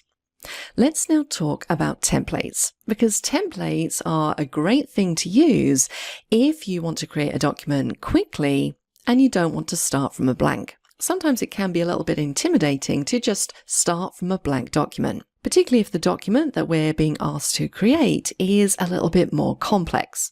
For example, maybe I need to put together some kind of flyer, or maybe I want to create a really nice looking resume for potential employers. Well, I could start with a blank and design it from scratch, or I could choose a template where a lot of the work is already done for me. So let's take a look at that example. Let's pretend that we need to create a resume. So let's jump up to File, and we're going to go into the New page, because this is where we can find all of our templates. And this is referred to as the template gallery.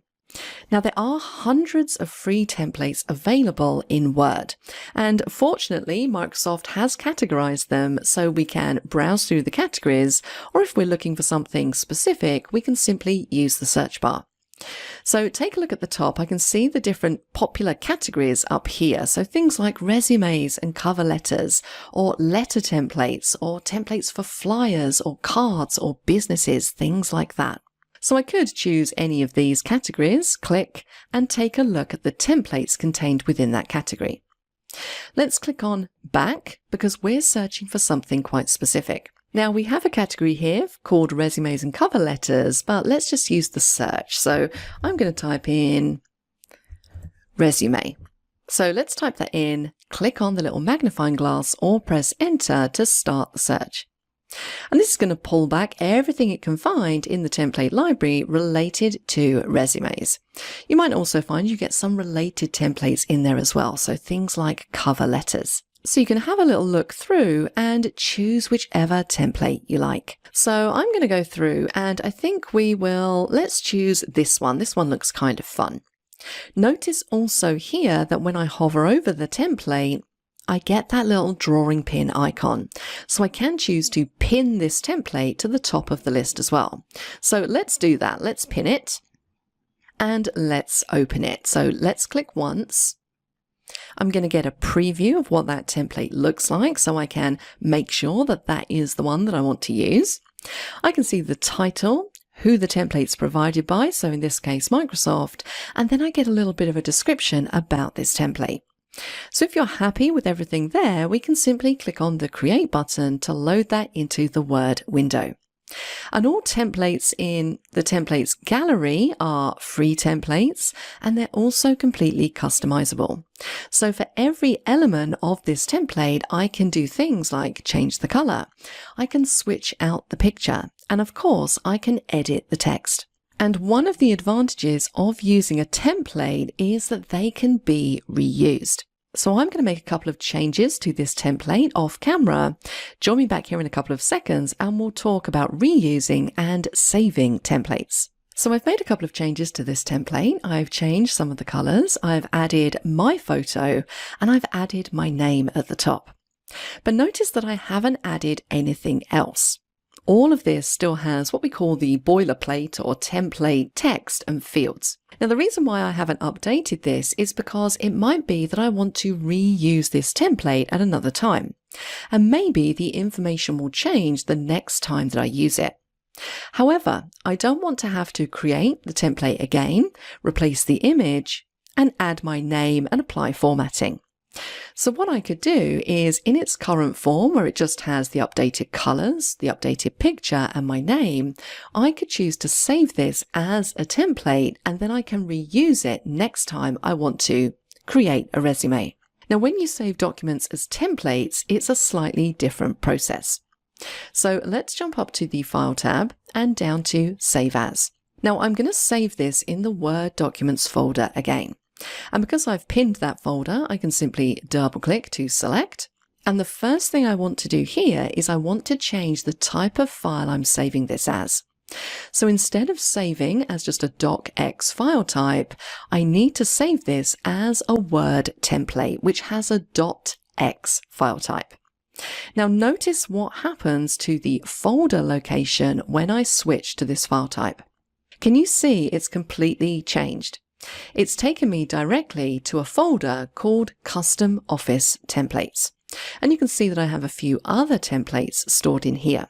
Now you don't necessarily have to save this template in the default templates folder as suggested by Word. You could choose a completely different folder. I could go back to desktop and save it in there. But there is one major advantage of saving in the default templates folder. So let's give this template a name. I'm going to call this Deborah Ashby Resume and click on Save. So let's close this document down, Control W. Now, if we want to reuse this template, if we go to File and down to New, in the Templates section, notice we have an Office and a Personal tab. And if we click on Personal, we should find that our resume is listed just here. So this makes it super quick and simple to find templates that you've created. So that is the advantage of saving the file to the Custom Templates folder. And of course, if we want to, we have the opportunity to pin this to the top of the list as well. Now, when we reopen the template, so let's double click to load it into the Word window, notice that it basically loads it up as a brand new document. If we take a look at the title bar, it says Document 8. Which means we can then make our changes, resave this as the updated version of the resume, and we're not overwriting that original template. So that is kind of how templates work. You can load them up, you can redesign the template, and then you can reuse them as many times as you like.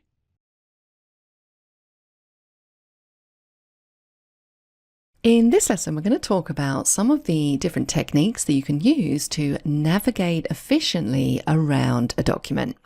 And this is particularly useful if you are somebody who works a lot with very long documents. Now, what I've done here is I've just created another document, and you'll find this file in the Course Files folder if you want to open that up. And this is a slightly longer document than the documents we've looked at so far.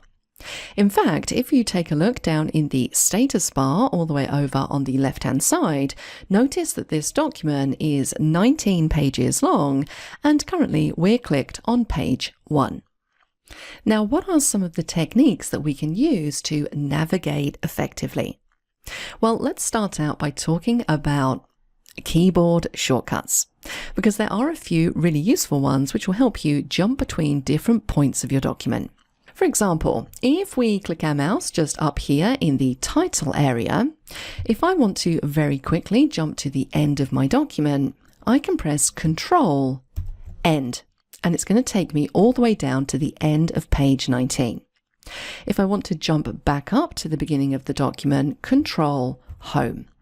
If I want to jump to the end of the particular sentence that I'm currently clicked in, I can simply press End without using Control, and Home will take me back to the beginning.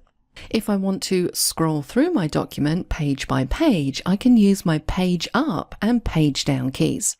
So if I press Page Down, we move down a page, so on and so forth. And the same works for Page Up. If we click in the paragraph below, to jump through a sentence by each word, if you press Control and then the right arrow on your keyboard, you can jump by word. And if you want to jump down to the third paragraph, for example, Control down arrow allows you to jump between the different paragraphs in your document. So those are a few keyboard shortcuts that can come in really useful. But what else do we have in Word to help us navigate? Well, we have the Find button. So up on the Home tab, all the way over in the Editing group, notice we have a little Find button just here.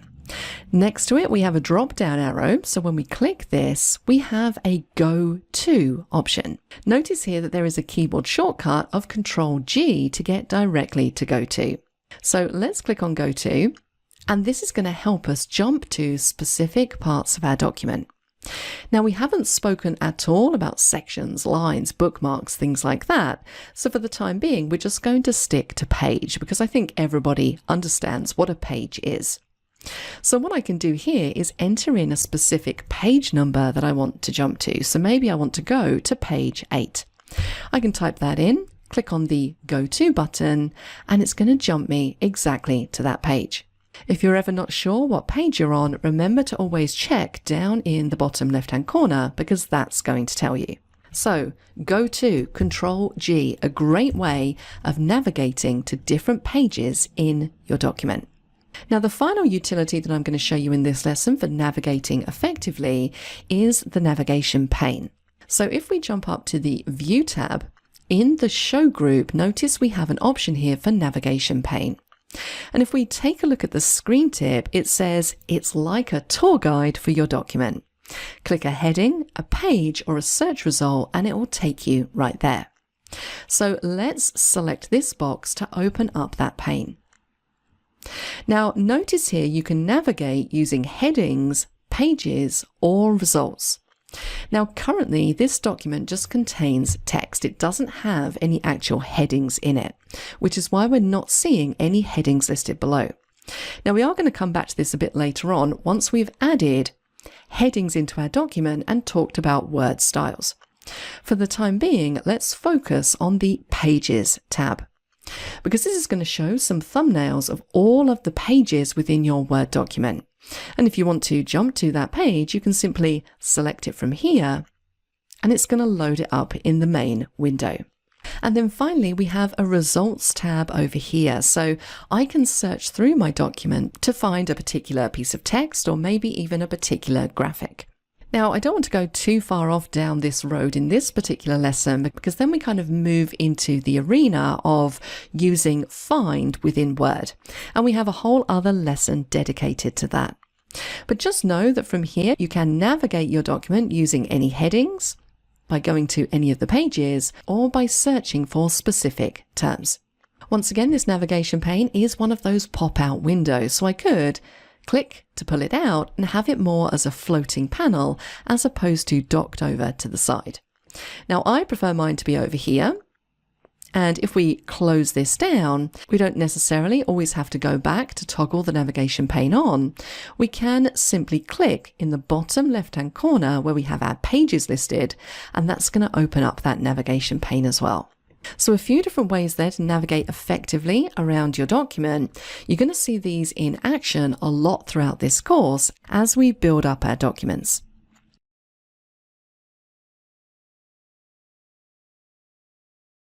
In this very short lesson, I just want to reiterate the point as to how you can find your tools in Word. And when I say tools, I'm basically referring to commands. Now, we've already seen in previous lessons how we can make this a little bit easier by adding commands we use frequently to the Quick Access Toolbar. And that is a great way to manage your frequently used commands.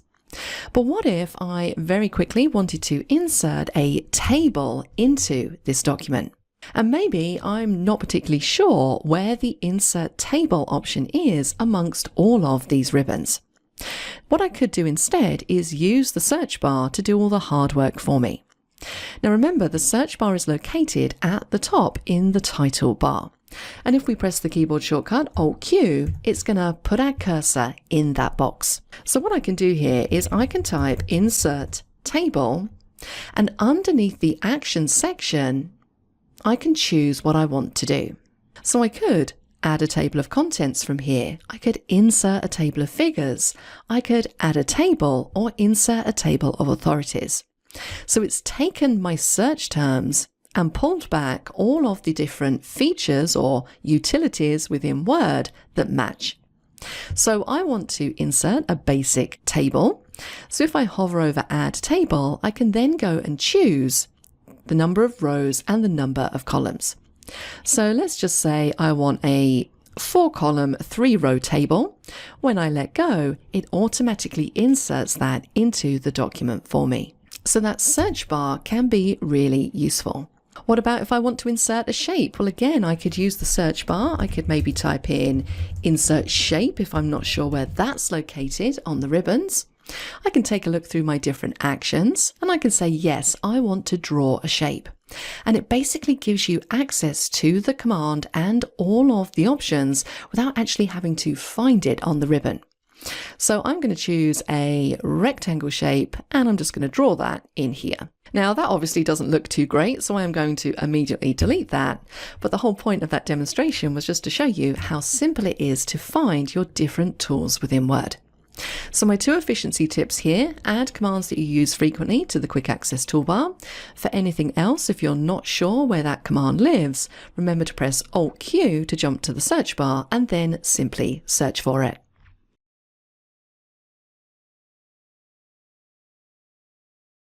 In this exercise, we're going to practice some of the skills that we've learnt in this section of the course. So I'd like you to complete the following tasks. First, I'd like you to create a new blank document and save it to a folder of your choice as training_document1.docx. I'd then like you to create another new blank document and save it to a folder of your choice as training_document2.docx. I'd then like you to use the technique that I showed you to practice quickly switching between those 2 open documents. Once you've done that, I'd like you to close down both documents, but leave Word open. Next, I'd like you to open the file blog how to create a healthy workplace environment.docx from the exercise files folder. And I'd like you to use your preferred method to quickly jump to page 5. And the final task to complete in this exercise is I'd like you to create a new document for an event based off of a template. So I'd like you to take a look in the templates gallery and find the template called Circle Flyer. I'd like you to open the template and then save the template to the default templates folder as charity_event.x. Once you've done that, I'd like you to close all open documents. So that should give you a good opportunity to practice a lot of the skills that we've learned in this section. If you'd like to see my answer, then please keep watching.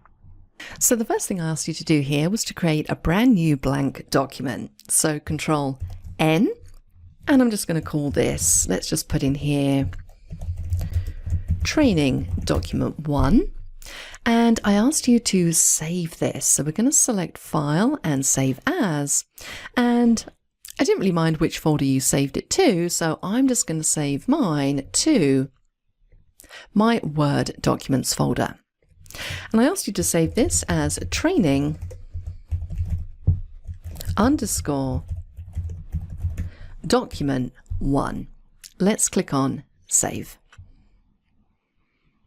I then asked you to create another new blank document, so Control N, and this time we're going to save this as training document 2. So let's just give it a little heading so we know where we're at. Let's click File, Save As. I'm going to choose my Word Documents folder from my recent list, and this time it's picked up the title. Let's just make a couple of modifications. Let's add an underscore, remove that space, and click on Save. So now we've created those two documents, I then asked you just to practice switching between them. So for this, we can jump up to View and go across to Switch Windows. I can see all of my open documents, and it makes it very simple for me to switch between those documents. I then asked you to simply just close down both of these documents. So you could go up to File and choose Close, or you could have used the keyboard shortcut Control W and Control W again. The next task was to open an existing file. And the file I asked you to open was a file that's available in the Exercise Files folder. So wherever you've downloaded it to will be the location that you open it from. So let's jump up to File and go to Open. I'm going to click on Browse to open up File Explorer. And now I just need to navigate to the folder where I have this file saved, click on it and choose Open. I then asked you to use your preferred method to quickly jump to page 5 of this document. And there are a couple of different ways that you could do this. So maybe you went up to Find and Go To and selected Page and entered in page 5 to jump to that page. If you use that method, that is totally fine. Alternatively, you could have used the navigation pane. If we jump up to View, turn on the navigation pane, we can then go to the Pages section, find page 5 and jump to it that way. So either method is completely valid. The final thing I asked you to do in this exercise was to create a flyer for an event based off of a template. So for this, we're going to jump up to File, we're going to go into New, and you could have chosen to browse through the flyers category, or you could have searched for the template using the specific name. So this flyer that I asked you to use was called Circle Flyer. Let's click on the magnifying glass. There's the template. We can click once to load it up and then choose Create. Finally, I asked you to save this template as a template file type into the default templates folder. So once again, we're going up to File, we're going down to Save As, and we're going to choose Browse.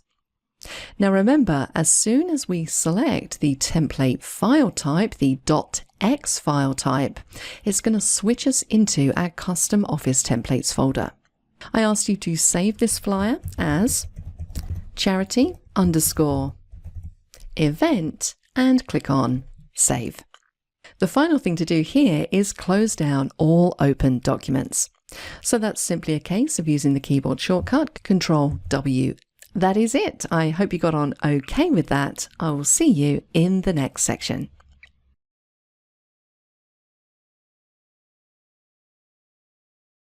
In this section of the course, we're going to shift our focus to viewing our document, or document views as they're more commonly known. Now, as I mentioned previously, when you're working in a Word document, as we are here, we generally tend to work in the print layout view. How do I know I'm in print layout view? Well, if we jump up to the View ribbon, notice we have a Views group and the Print Layout button is toggled on because it's showing in that dark grey colour. And Print Layout View just gives you a really nice way of viewing your document. You can see everything that you're adding to the document, and you can see how that document is going to print. So I can see how much space I have for my margins, how much space I have in my header and my footer. So it's the best view for really getting a comprehensive overview as to what your final document is going to look like. And in general, this is the view that I use 99% of the time when I'm working in Word. But we do have some other views that we can use. So let's take a look at some of those.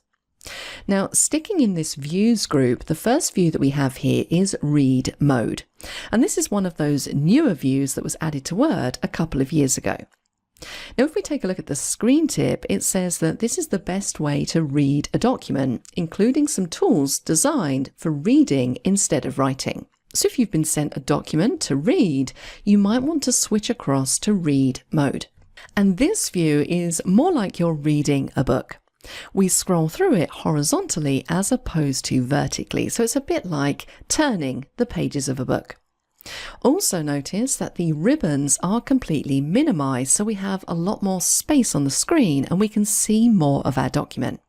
So all of these types of things really aid reading as opposed to writing. When we want to move to the next page, notice we have these arrows on either side, so I can simply click the arrow to move it along, and it's just a really nice, consistent way of flowing through this document.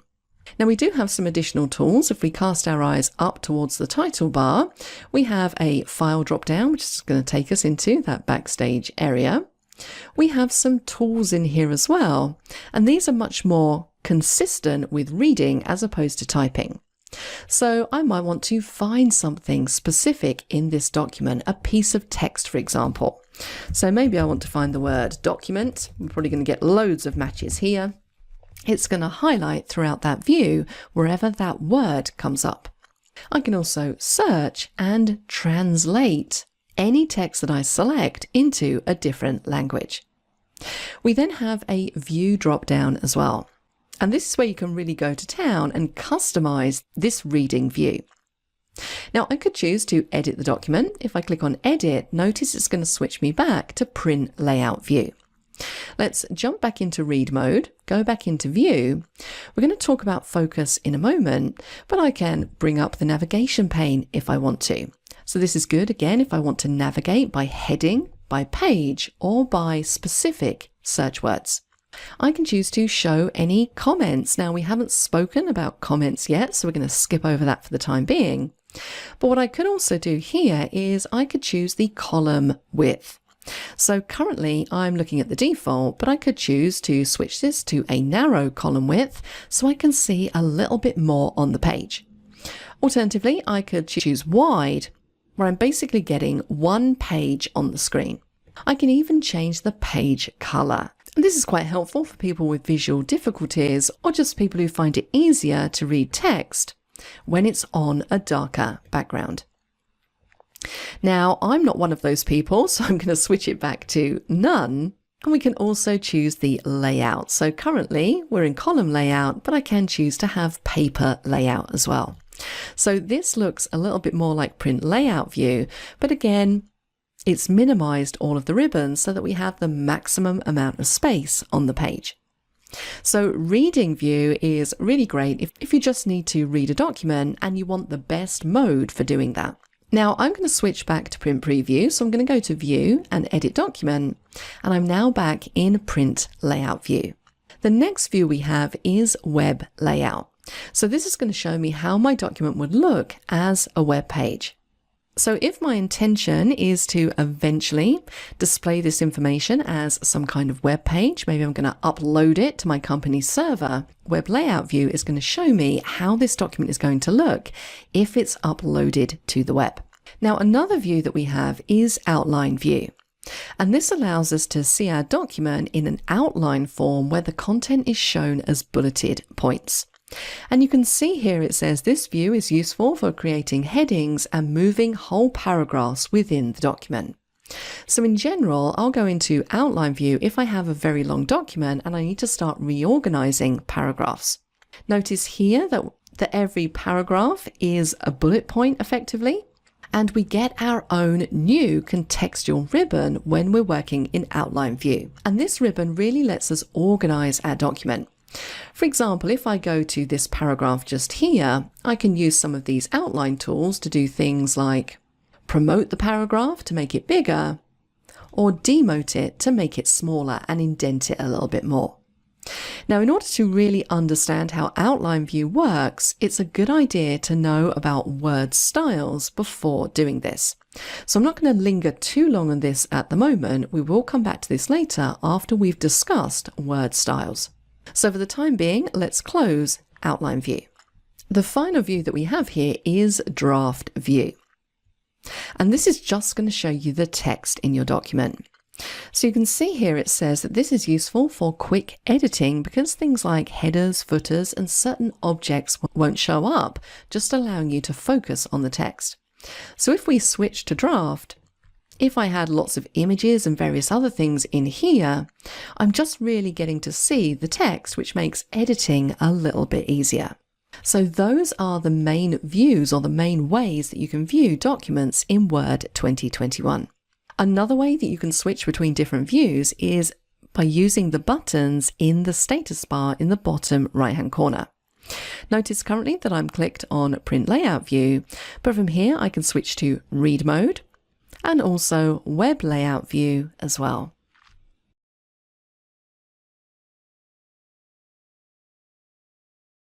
In the previous lesson, we saw how we can view our document in different ways. And in Word 2021, and these are new for Word 2021, we have two additional ways that we can work with our document: Focus and Immersive Reader. So let's take a look at Focus first of all. Again, on the View tab, if we take a look in the Immersive group, we have a button here called Focus. If we hover our mouse over it, it says that it eliminates distractions so you can really focus on your document. So if we click this, it's a very simple tool. It's basically going to minimize all distractions so we can't see anything around the outside, and we just get to see our document with no ribbons or anything distracting us from the content. And we can scroll through this document, we can read, and our attention is always focused in the right place. Now, what you might notice is that if you are working in this mode, right at the top of the screen, we have 3 tiny dots in the middle. And if we hover our mouse over these, it's just going to drop down that ribbon. And what you'll notice is that when you're actually in focus mode and you pull the ribbons back down again, we get an additional option here of background.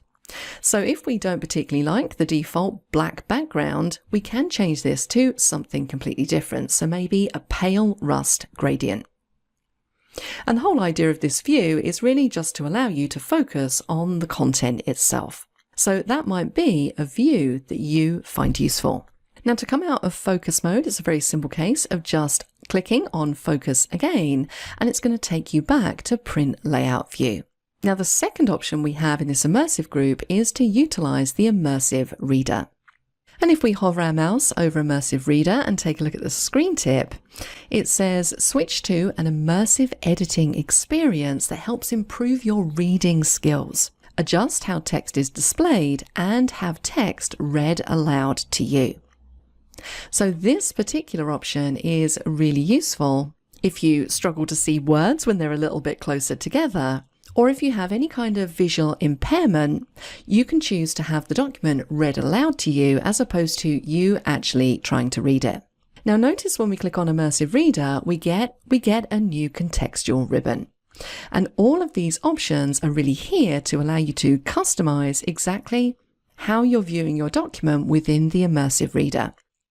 So currently you can see all of my text looks a little bit different. The words and even the letters are spaced a little bit further apart to assist with reading. And also notice that my text is kind of in the middle of the page, which means I'm not really having to move my head around a great deal to get to the end of a line. Now we do have some things that we can customize here. For example, we can customize the column width. So mine is set to narrow. I could choose very narrow to make it even thinner. I can choose moderate, or we have a wide option as well. I can even change the page color. So if I prefer something that's a little bit more contrasty, if I find that easier to read, I can choose anything from these palettes. So let's just go with light green. I can even turn on line focus. So if I really just want to focus on my document line by line, I could choose one line and it's going to highlight just that line, and I can use my up and down arrows to move line by line through this document. We have other options in here, so I could choose 3 lines if I find that a bit better, and again I can use my down arrows just to focus on those 3 lines. Now I'm going to set this back to none. We can also adjust the text spacing, so I can increase the spacing between words, characters and lines. So if I click this button, it's going to put it back to how it was originally, or I can choose text spacing to make those words and characters appear further apart. Now another thing that we can do is we can turn on syllables. And this is going to add tiny little dots within our words whenever we have multiple syllables. For example, the word provides has 2 syllables, pro and then vides. So this is really great if maybe English isn't your first language and you want to know where the emphasis of a word is, or you require some assistance with how to pronounce particular words. And then of course we have the read aloud option. So if you do have any kind of visual impairment, you can turn on read aloud and Word will read the document back to you. Also notice there is a keyboard shortcut for this of Alt Control Space. The other thing it's going to do when we turn this option on is not only read aloud the text, it's also going to highlight each word as it's read. So let's take a quick look at it. Video provides a powerful way to help you prove your point. When you click Online Video, you can paste in the embed code for the video you want to add. So that's a really nice little option that aids accessibility. If you want to come out of the Immersive Reader, we have a close button just here, and then it's just going to take us back to our print layout view. So those are 2 brand new options that we have in Word 2021 to really help you read through and focus on the content of your Word documents.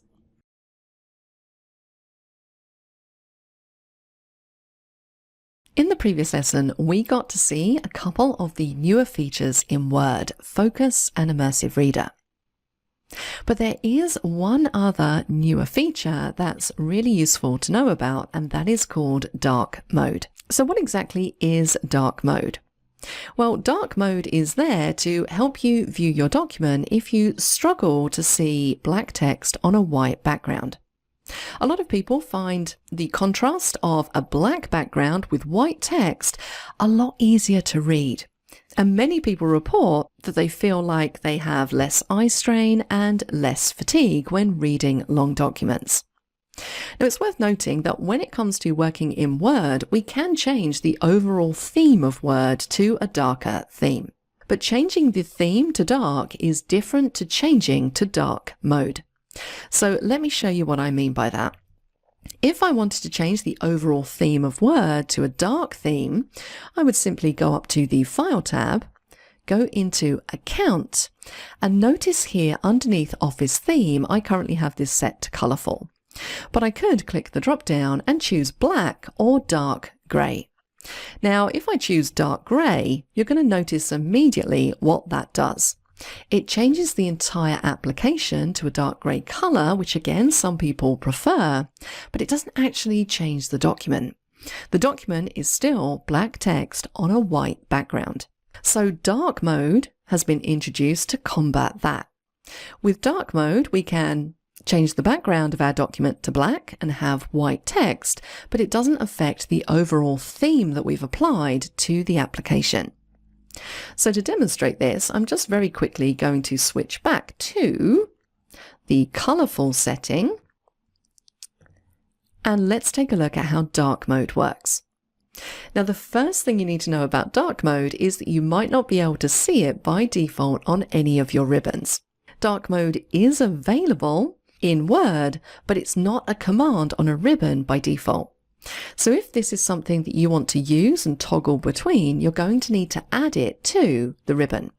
And this is where we move into customizing ribbons in Word. Now, normally I would say that this is a bit early on in our journey through learning Word to start talking about how to create our own ribbons and ribbon groups.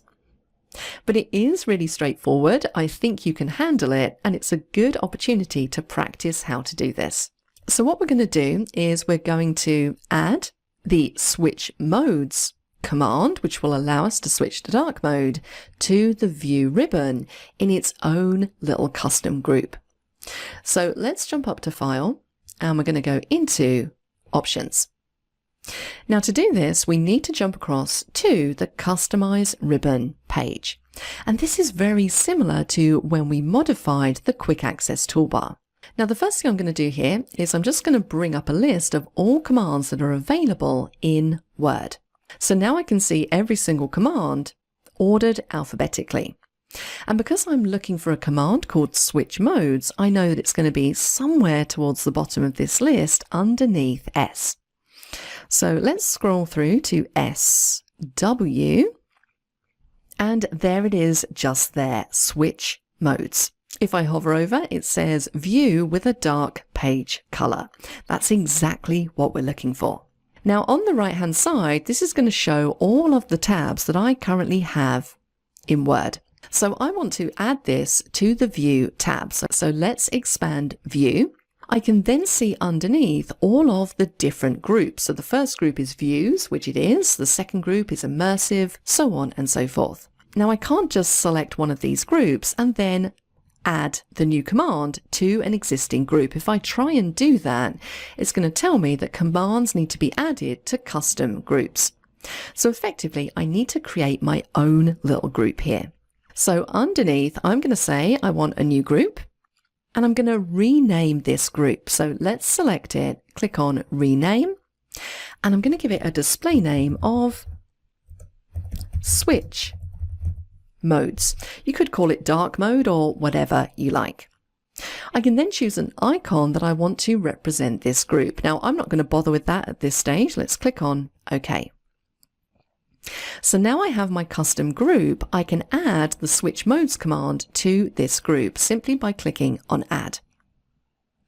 There it is. Let's click on OK. And now take a look at my view ribbon. I have a new little group here with the Switch Modes command. And if I hover over, we can see that it says, see how this document will look in dark mode.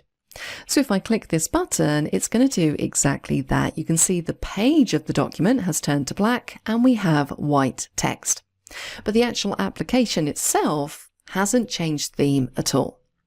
And this button is simply a toggle. So if I want to toggle back to how it was originally, I can just click it again.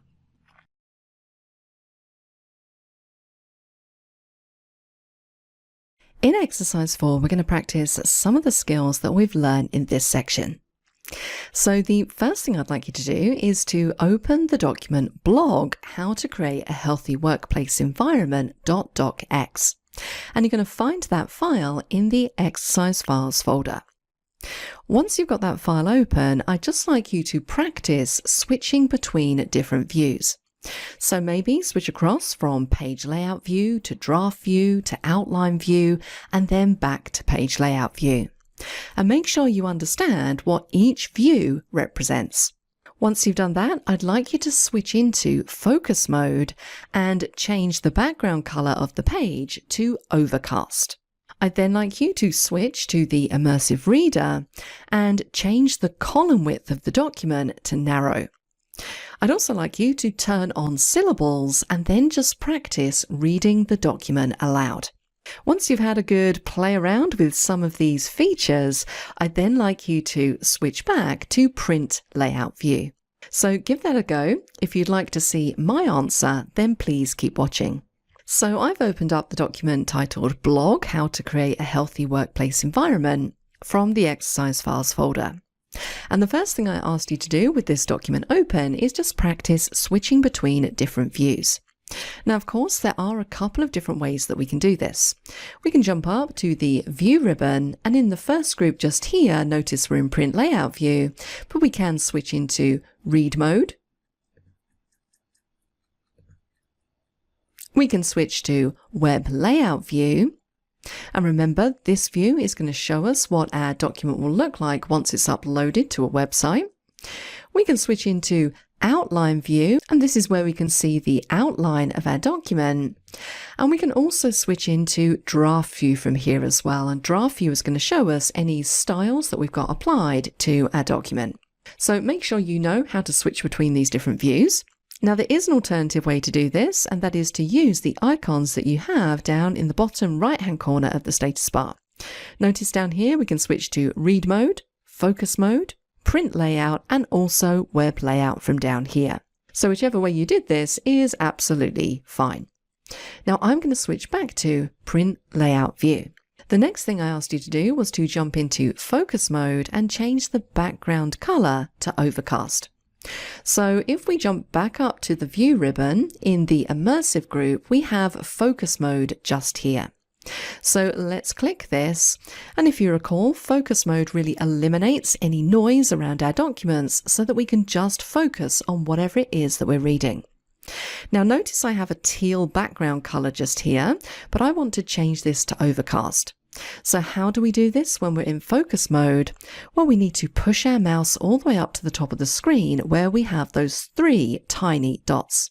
Notice that the ribbons will now drop down, and from here we can change the background color to this one just here, which is Overcast.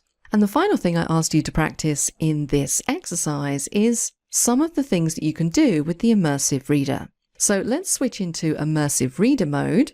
Notice we now get an Immersive Reader ribbon, and I asked you to change the column width of the page to narrow. So let's select that from the drop down.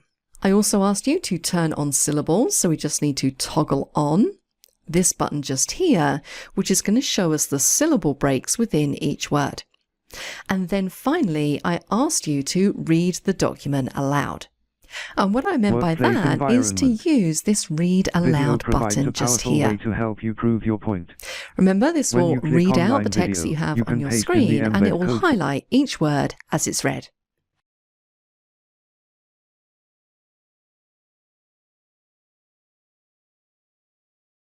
In this section, we're going to take a look at some of the options that we have when it comes to working with and formatting text. So I'm starting out with a new blank document. And if you want to download this document, you'll find it in the Course Files folder. Alternatively, you can just fire up a new blank document and work along with me. Now, when it comes to entering text into a document, it is as straightforward as you might think. If we click on the page, we can see our cursor is right at the top there. Remember, we have margins down either side. We're going to see how we can modify how wide those margins are a little bit later on. And we also have some space at the top and the bottom of the page for a header and footer. Again, we will take a look at those a bit later on. So let's type in some text into this document. So I've just typed in a very basic line of text there. If we press enter, it's going to move us down to the next line. Now notice that when we press enter, we do have a certain amount of default space between the first line and the second line. If I was to type something else in here, you can really see that default space. Now we can adjust what we call line spacing, so if we don't want quite as much space in between these two lines, or we want a little bit more, we can modify that. Again, we'll take a look at that when we talk more about working with paragraphs. For the time being, we're just going to focus on entering and formatting text. Now I'm going to move to the next line. Let's press enter, and I'm going to use my little trainer's trick again, just so I can get a lot of information into this document quickly. So let's type in equals. I'm going to say lorem this time, and let's say that let's go for 5 paragraphs of 4 lines each. Close the bracket and hit enter, and there we go. Once we have text in a document, we're probably going to want to apply some formatting. And the first thing you'll notice is the font style that I'm using. And if you glance up in the font group, notice that I'm using Calibri Body font. And this is the default font when I open Word. Now, of course, if you don't particularly like this font or you want to use something completely different, there are a few different ways that you could go about this. For example, if you just want to change the font style for the text that we have on this page, we could select all of the text and then just choose a different font. So here's another little shortcut key that I find very useful, and we did look at this a bit earlier on. If we click somewhere on our page and press Ctrl A, that's going to select all. Now, if we go up to the font group, we can click the drop down and we can choose something else. And all of the fonts in here are free to use. And if you have your own fonts that you want to use, of course you can download fonts from whichever font website you use. Make sure they're in the correct folder, and then you'll be able to access them through Word. Now also notice, as I start to hover my mouse over these different types of font, I'm getting what we call a live preview as to what that font is going to look like. So this can be really helpful because it means that you get an idea as to what that font's going to look like before you actually click on it. Now, when it comes to live preview, if you decide that you don't actually like that and you want to turn it off, you can do that through Word options. So let's quickly look at that. Let's go to File, down to Options, and on the General page, it's this option here, Enable Live Preview. Now, I always like to have Live Preview on because I find it quite helpful to be able to get a preview before I actually select. But if you find that annoying or you just don't like it, then you can just deselect this option just here. So let's select everything again, and I'm going to change my font to Segoe UI. Now that's going to change the font just for the text that I have selected. If I wanted to use Segoe UI font every time I load up a new document or every time I create a new document, I would need to set Segoe UI as my default font. And I'm going to show you how to do that when we talk about advanced font editing. For the time being, we're just going to leave it as it is. I'm going to keep this text highlighted because I can then also go in and I can change the size of the text as well. So if I want to make it a bit bigger, I can. And again, we've got that live preview kicking in. And with this font size, you can also type in exactly what you want into this box. You'll notice that these font sizes kind of go up by 2, so 14 to 16, 16 to 18. If I wanted font size 17, I can simply click up here and just change it and hit enter. We also have, next to the font size drop-down, 2 little buttons which allow us to increase and decrease the font size incrementally. And you'll notice that there are keyboard shortcuts for these of Control, Shift, right arrow, and Control, Shift, left arrow. So if I decrease the font size, if I click this button, it's going to take it down 1, and it's going to carry on going. I can also choose from here if I want to use sentence case, which is basically what I have now, where the first letter is capitalized after a full stop. I could change everything to lowercase if I wanted to, everything to uppercase. I can capitalize each word, or I can toggle case. So a really nice quick way of being able to change the type of case that you're using. Some other font formatting options that we have in this little group of commands are things like bold, italic, and underline. So we can select an entire line of text simply by clicking in the margin, or we can select an entire word, and you can double click on the word to select it. We can then click on bold, keyboard shortcut, Control B, to bold that word. I can make words italics, so if we double click on another word, we have our italics button just here, keyboard shortcut, Control I, or we could choose to maybe underline an entire paragraph. Keyboard shortcut, Control+U. So when I click this, it's going to put one underline underneath that paragraph. But if I wanted to change that and maybe have a double underline or even a dotted underline, I have those options in this drop down as well. We can even change the underline color. So maybe I want to underline in red. I can just select it from the palette. Maybe I want to apply a strike through to certain paragraphs. So again, we can select, and then we have a strike through button just here. So let's click, and there we go. The next 2 buttons relate to subscript and superscript. So for example, if I was typing something like, let's type in H2O. Normally the 2 in this word is slightly below the line. So we could select the number 2, and then we can click on subscript to make that a lot smaller. The next 3 buttons are all really related to applying color and effects.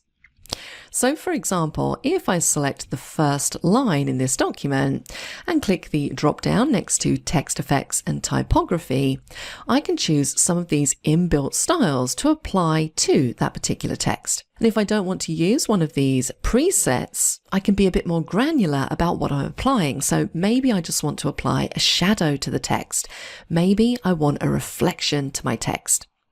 Maybe I want to add a glow around the outside. So on and so forth. What about if I want to highlight this text? So maybe I want this text to look like I've got a big old highlighter pen to emphasize something in the document. Well, that's what this little drop down is for.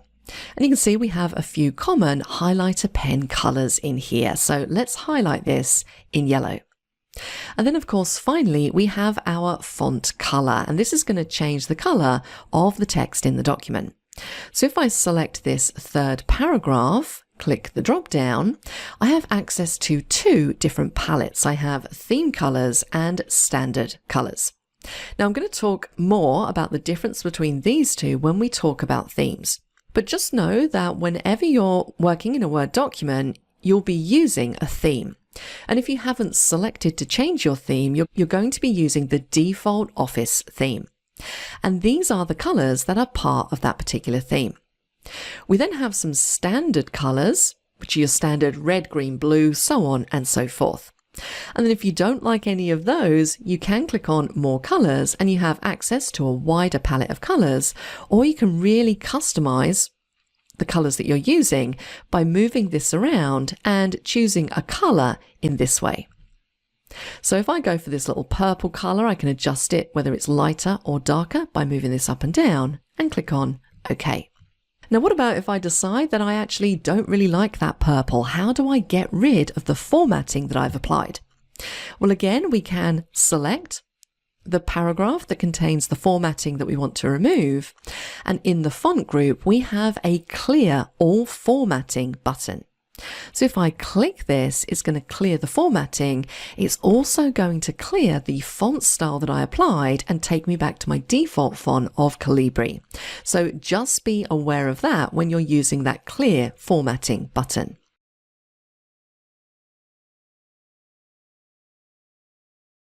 Before we move on any further, let's quickly take a look at the different ways that we can select text in Word. Now, we're working in this practice document, and in the previous lesson, we did apply some different pieces of formatting. Now, the first thing I'm going to do here is I'm going to remove all of the formatting. And this gives me a chance to showcase once again how you can select all text in your document. Very simple, Control A. Alternatively, if you would prefer to use a command on the ribbon, on the Home tab all the way over at the end here in the Editing group, we have a Select drop-down. And this is where we can select different types of object within our Word document. But if we choose the first one, Select All, that's basically the same as doing a Control A, so you can use either of those methods. So with my text selected, I'm going to just clear all of the formatting that we applied in the last lesson. So let's go up to the font group and click the Clear All Formatting button to take that back. Now, a couple of things have happened here. It has removed the majority of the formatting and taken that font back to Calibri. It hasn't removed the highlighted text though. So if we want to remove this highlighted text, we need to basically select this entire line. So how do we select lines in a Word document? Well, it's very simple. We can just click and drag our mouse over the piece of text. Or alternatively, if we want to make sure that we have the entire sentence or the entire line, if we hover our mouse over in the left-hand margin until our cursor points diagonally right, if we click in the margin next to where the line is, it's going to highlight that entire line. So now I have that highlighted or selected, I'm going to jump up to the highlighter tool and I'm going to say that I don't want any color just to remove that. The other thing you'll also notice is that because we've just got some junk text in here, Word's spell check is picking up these words, so it's not recognizing many of these words, which would be correct. Now we've seen how to spell check a document, and there are quite a few words in here, but if we press the F7 key, We can then go through, and I'm just going to say ignore all to all of these, just so we can remove those red lines from the screen.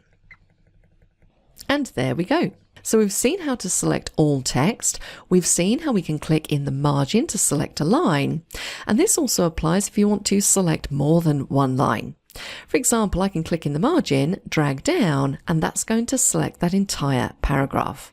Alternatively, I can just drag my mouse down for as far as I like to select consecutive lines. Now, what about if I want to select non-contiguous paragraphs, so paragraphs that aren't together? Well, that's fairly straightforward. We can select the first one, hold down the Control key, and then I can simply click in the margin. And that's going to allow me to make selections that aren't necessarily next to each other. So now I have these 3 paragraphs selected, I might want to apply some bold formatting. Control B keyboard shortcut. Maybe I now want to make those a different color, so let's click the font color drop down, and I'm going to say that I want these to be blue, and then just click anywhere else on the document to deselect. Making selections of individual words is also really simple. You can double click your mouse and it will select the entire word. I can also easily make selections of paragraphs using keyboard shortcuts. So if I click my mouse at the beginning of the first sentence and press Control Shift down arrow, I can just carry on pressing the down arrow to select all of the paragraphs that I need. Control up arrow is going to do the reverse. So those are some of the techniques that you can use when you're making text selections in a Word document.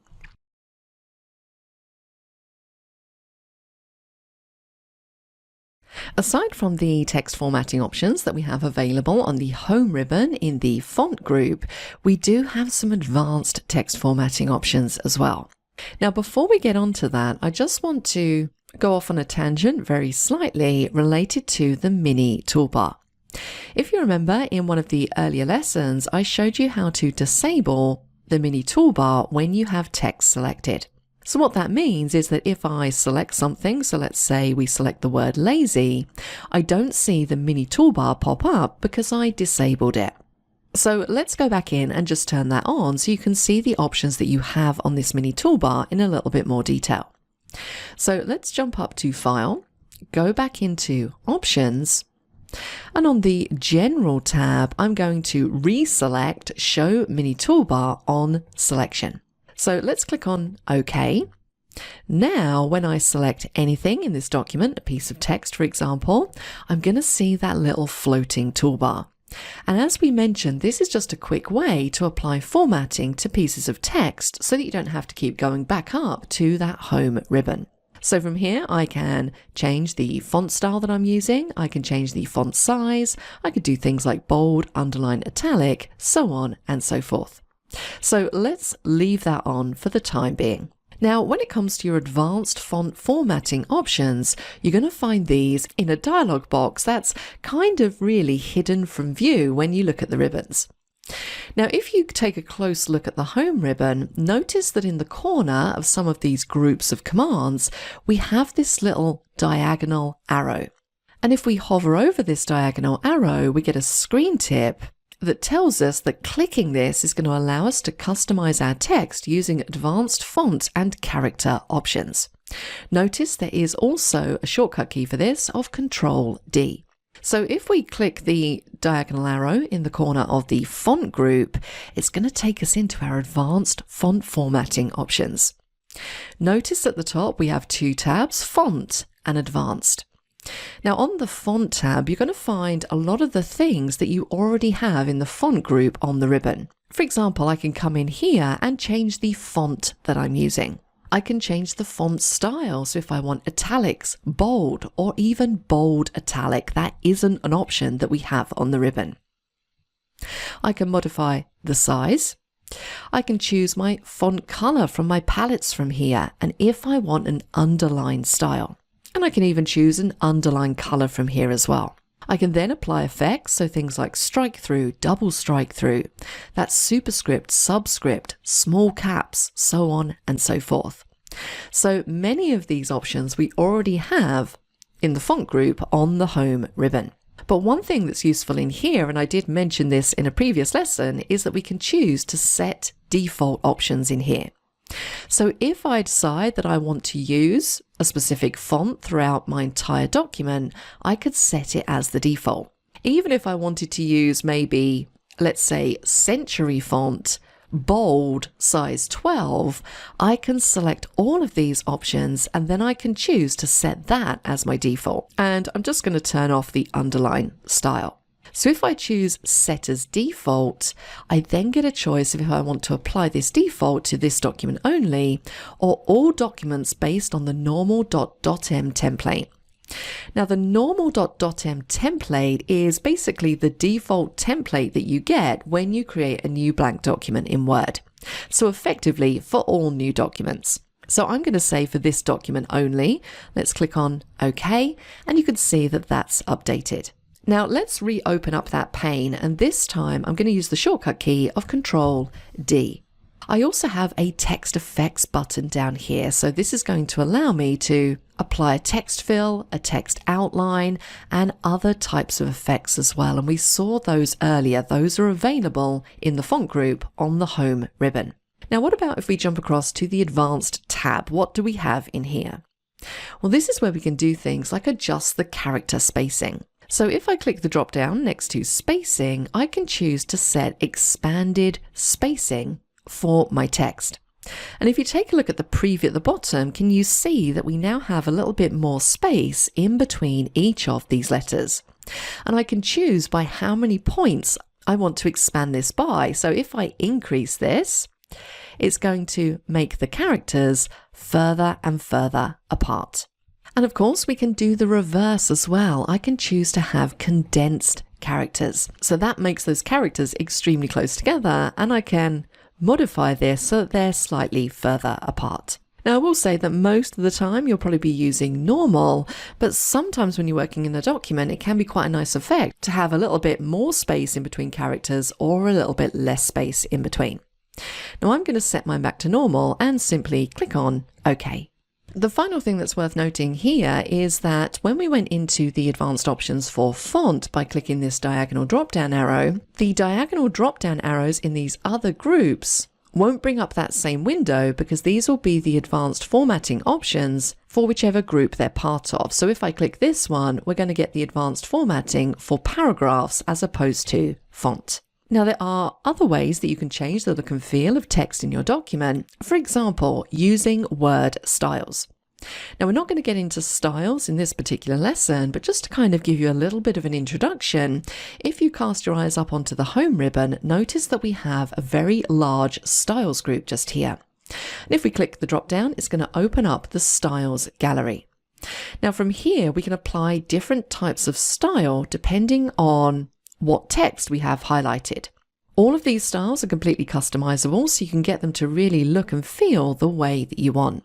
And we're going to spend quite a bit of time later on talking about word styles because they are so important to use in a document. Not only do they change the look and feel of your document and allow you to update font styles quickly, they're also super useful when you're trying to put together things like tables of contents. So just keep that in the back of your head, that we can apply formatting to font using styles as well.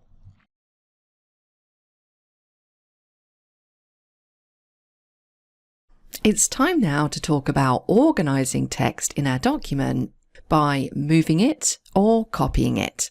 And you may already be familiar with some of these commands if you've used other Microsoft applications. Because cutting text, copying text, and pasting text pretty much works exactly the same way in Word as it does in other applications. So if you know what the keyboard shortcuts are for these commands, then they're the same in Word. Now, in this example, again, I've just created a practice document. And this is a very straightforward document. It's just 1 page long. We have a heading at the top, and then we have various different subheadings throughout this document. Now, currently this document is completely unformatted. I've simply just typed in the text and I haven't really styled it up yet. So currently when we're trying to read this document, things like headings don't really stand out from the paragraph text. Now, when it comes to applying headings in a document, The best way to do this is using styles. And we're going to get onto styles in a later lesson, but just for argument's sake, in this particular lesson, I'm going to apply just some basic formatting so that these headings and subheadings stand out. So this is where we get to practice some of our selection methods. Now the title is going to be the biggest, so let's select it by clicking in the margin. And I'm going to make this a bit bigger. So let's take this up to 20. And I'm also going to make it bold. I'm then going to select the subheading video by clicking in the margin. And I'm going to hold down my control key and select all of the other subheadings that we have in this document. So now that I have them all selected, maybe I want to make these slightly bigger. So let's take those up to 12. Maybe I want those to be bold, but maybe this time I want these to be red. So now at least I have a little bit of differentiation between my main heading, my subheadings, and my paragraphs of text. So already this document looks a bit more organized and it is definitely easier to read. Now that we have headings and subheadings in our document, you might think that this means that you can now use those headings to navigate around this document. What you'll notice is that if we open up the navigation pane and take a look at the headings group, it's not listing out those headings or subheadings. And that's because Word currently doesn't recognize these as headings and subheadings. Because to do that, we need to apply styles to our headings, as opposed to just applying what we call direct formatting, which is what I did just here. So keep that in the back of your mind for a little bit later on. So now that we have this document organized a bit better, we might review it and think to ourselves, well, actually, I want to start moving some of these paragraphs around. Maybe the video section needs to go before where we have online video. So I can move this text into the correct location. And of course, as with everything Microsoft, there are a couple of different methods that we can use. So with the text highlighted, what I could do is I could jump up to the home ribbon, and in the clipboard group, I could choose to cut this text. And notice there is a keyboard shortcut for this, which you might already be familiar with, of Control X.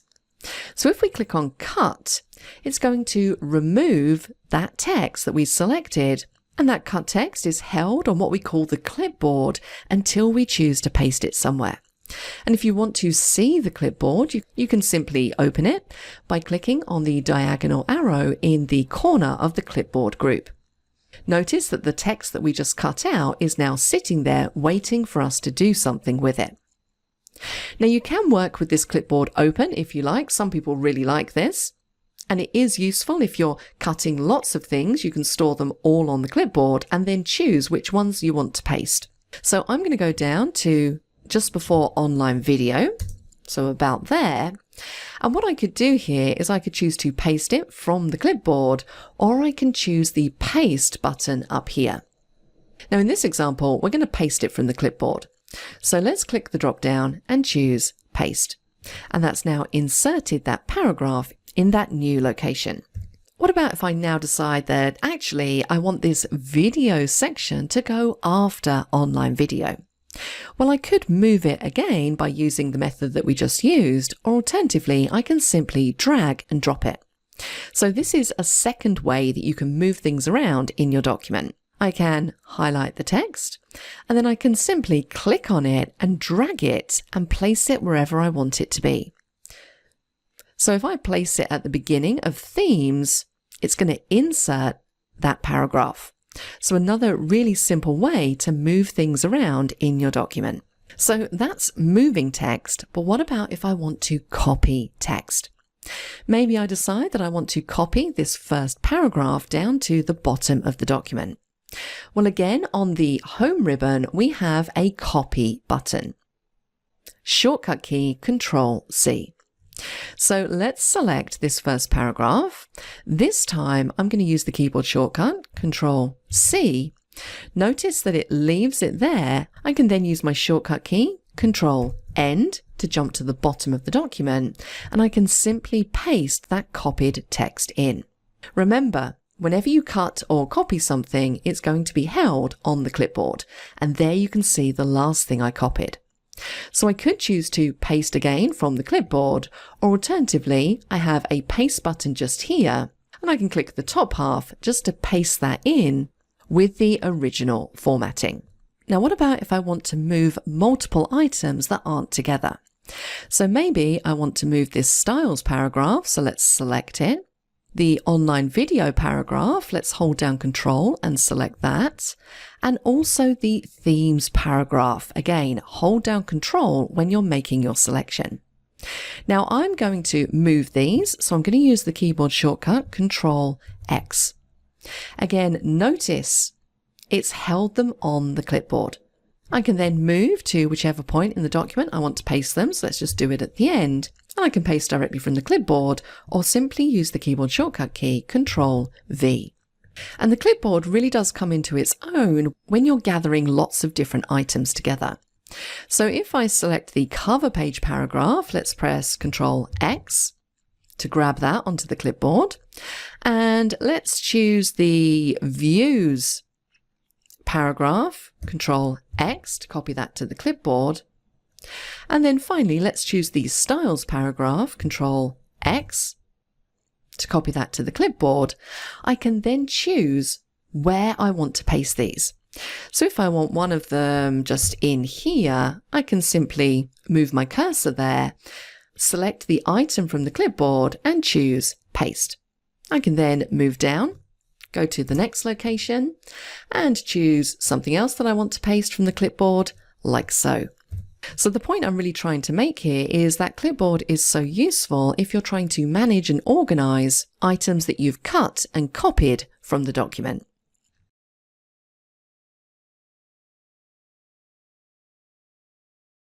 Format Painter is a really useful facility in Word 2021 that allows you to quickly copy formatting from one piece of text to another. So the best way to understand this is really to see a demonstration. So what I'm going to do here is I'm going to apply some formatting to just a sentence in this document. So let's just select any sentence. I'm going to go for this one. So we're going to highlight it and let's apply some formatting. Now I'm going to make this a little bit crazy just so we can demonstrate this. Let's change the font to, let's go for Arial Black. Let's give it a bit of a highlight and also let's underline it. Now, what about if I want to apply this exact same formatting to another sentence further down this document? Well, I could move down to the sentence, I could select it, and I could go through those steps again. I could select the highlighter, I could change the font, I could apply the underline. But that's a lot more work than we need to be doing. Instead, we can use the Format Painter to copy all of the formatting that we've applied and effectively paint it over another piece of text. And this is really straightforward. All we need to do is select the text that we've applied the formatting to. And I will say you don't necessarily have to highlight the entire line. I could simply select a word. And then up on the Home ribbon in the Clipboard group, we have the Format Painter. Notice the keyboard shortcuts here of Control-Shift-C and Control-Shift-V. Now if we click on Format Painter, notice that when we hover our cursor over the document again, it's changed this small paintbrush icon. So we're now in Format Painter mode, and all we need to do is effectively swipe this paintbrush over the piece of text that we want to apply the formatting to. So let's just say we want to apply this formatting to the first line of the video paragraph. I can simply click at the beginning, drag all the way across, let go, and it's going to paint that formatting. How much easier and quicker was that? If you want to use the keyboard shortcut, it's very similar to copy and paste. We're just adding in the Shift key. So what I can do here is Control-Shift-C, select the line that I want to apply it to, and Control-Shift-V. Now notice that it only lets me apply that formatting once. As soon as I've applied it, my cursor goes back to normal. I'm no longer in Format Painter mode. But what if I want to apply this formatting to multiple lines or multiple words in this document? Well, we can also do that, but we need to make sure that we double click on the Format Painter first. So once again, I'm just going to select the word save. we're going to double click on the Format Painter icon in the clipboard group. So now I can go in and I can paint across whatever text I want to apply. Notice that the Format Painter doesn't deactivate once I've painted the formatting once, so I can carry on going. Once I've finished my painting, I can either click on the Format Painter button again to deactivate it, or I can press the Escape key on my keyboard.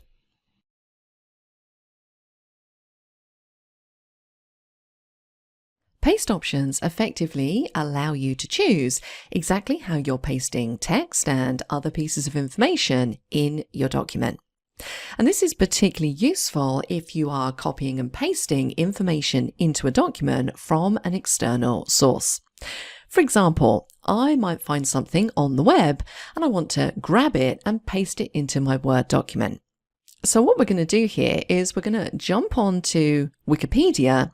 I'm just going to pull up the Wikipedia page for the United States of America, and we're going to copy some of the text and paste it into this document, because you'll see that it looks very different than you might expect.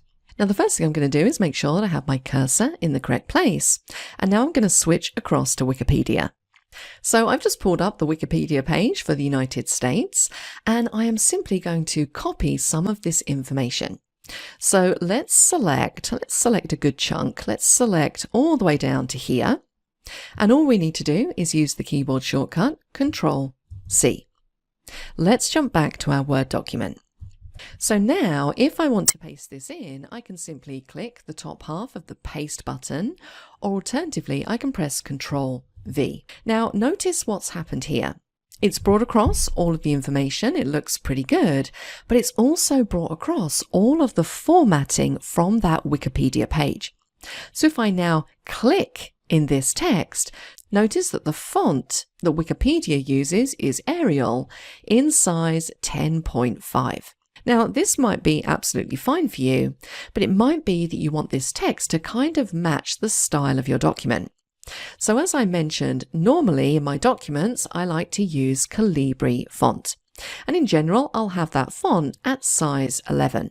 So now, effectively, what I need to do is reformat this information so that it matches what I want. Now, there are various different ways I could do this. I could select all of the information, maybe press Control-A, and then go through and manually change the font and the size. But take a look at what you get when you paste something in from an external source. We get this little drop-down menu in the corner.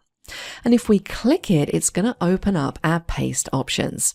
And this is basically where we can choose how we want to paste this information. So the default, which is currently selected, is to keep the source formatting, which is why I'm seeing all of the formatting from the Wikipedia page. The second option we have is to merge the formatting. So that's going to merge it into this document and use whatever formatting I have applied.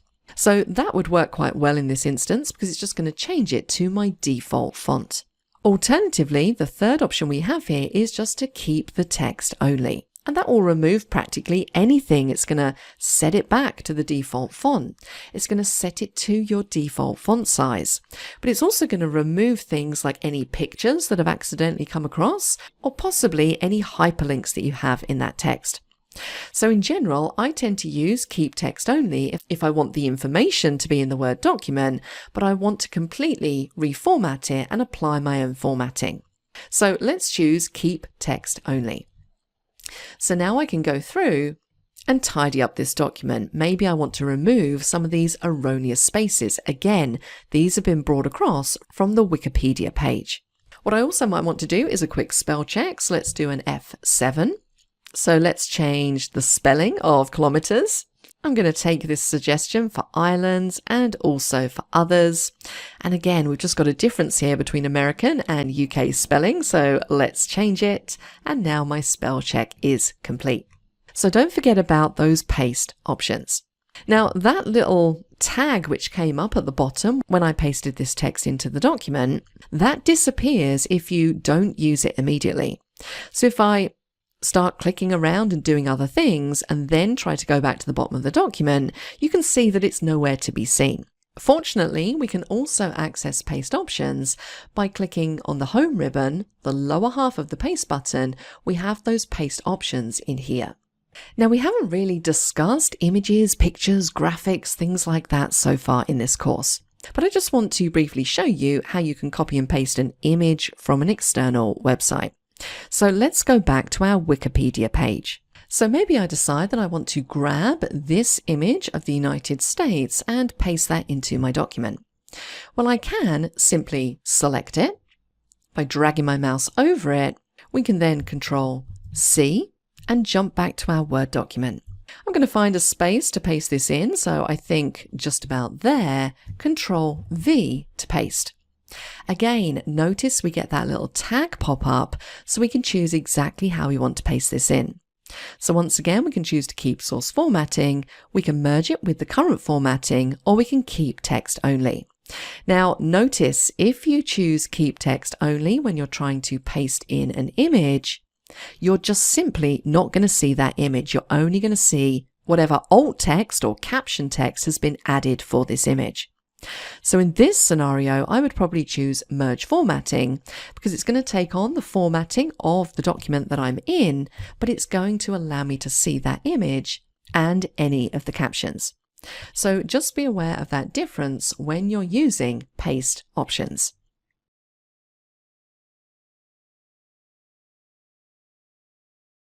Find and replace are two separate utilities in their own right, but you'll often hear people speak about them together. And that's because they kind of really work together. The first one will find text in your document, and the second one allows you to replace it quickly. So let's deal with both of them separately. Let's talk about find first of all. Now, quite often, particularly if you're working with a longer document, you'll want to find something in that document. So maybe that is a very specific phrase, or maybe it's a specific word. It could even be a specific piece of formatting. Well, if we want to do anything like that, then we have an option called find, which will help us out. Now, there are a couple of different ways that we can use find. The first one we already briefly saw when we were taking a look at the navigation pane. So if we jump up to view and turn on the navigation pane, if you remember, we can basically search our document from here. So if I click in the search document bar at the top, I can type in a phrase or a specific word. So let's say capital. It's going to go through that document and highlight wherever it finds the word. And I can see here that I've got two results. And if I click on the results heading, it's going to show me exactly where that word occurs in my document. And this will allow me to very quickly jump to that point in the document. So if I click on the second one, you can see it jumps me all the way down and the word capital is highlighted in yellow, making it super easy for me to see. Now, what about if I want to find a phrase that has more than one word? Well, let's clear the search by clicking on the cross. And maybe I want to find the words United States. Does it work? Let's try. We've got two words here. Yes, it does. So 16 results. If I click on the results tab, I can see every time I mention that phrase and I can jump to that specific point in the document. So you can utilize the navigation pane to simply find words and phrases. Now, the other way that we can utilize find is we can jump across to the home ribbon and all the way over in the editing group at the end, notice we have a find button. And if we click the drop down next to it, we have find, advanced find, and go to. Now, we already saw what go to allows us to do. We can quickly jump to pages, sections, lines, so on and so forth. And we also have find and advanced find. Now, if we hover over find, notice that it has a keyboard shortcut of Control-F. And if we click on find, it is simply going to reopen that navigation pane. Now, if we go into advanced find, this is going to open up the find and replace dialog box. We're currently clicked on the find tab, and in the find what field, notice that it holds in it the last term that you searched for. So for me, that was United States. Now I'm going to backspace to get rid of that, and I'm going to try and find something else. So this time I'm looking for the word coast. Now notice the options that I have underneath. I can choose where I want to find it, and in this case I don't have too many options. I'm finding it in the main document. Now if I just hit enter here, it's going to highlight in the document everywhere I have the word coast. But if I just want to step through each occurrence of the word coast, I could say find next. And that's going to leave this dialog box open, but it's going to highlight in the document where we have the word coast. If I click find next again, it's going to carry on searching and jump to the next one. Now in this case, I only have one occurrence of the word coast, so it's finished searching the document.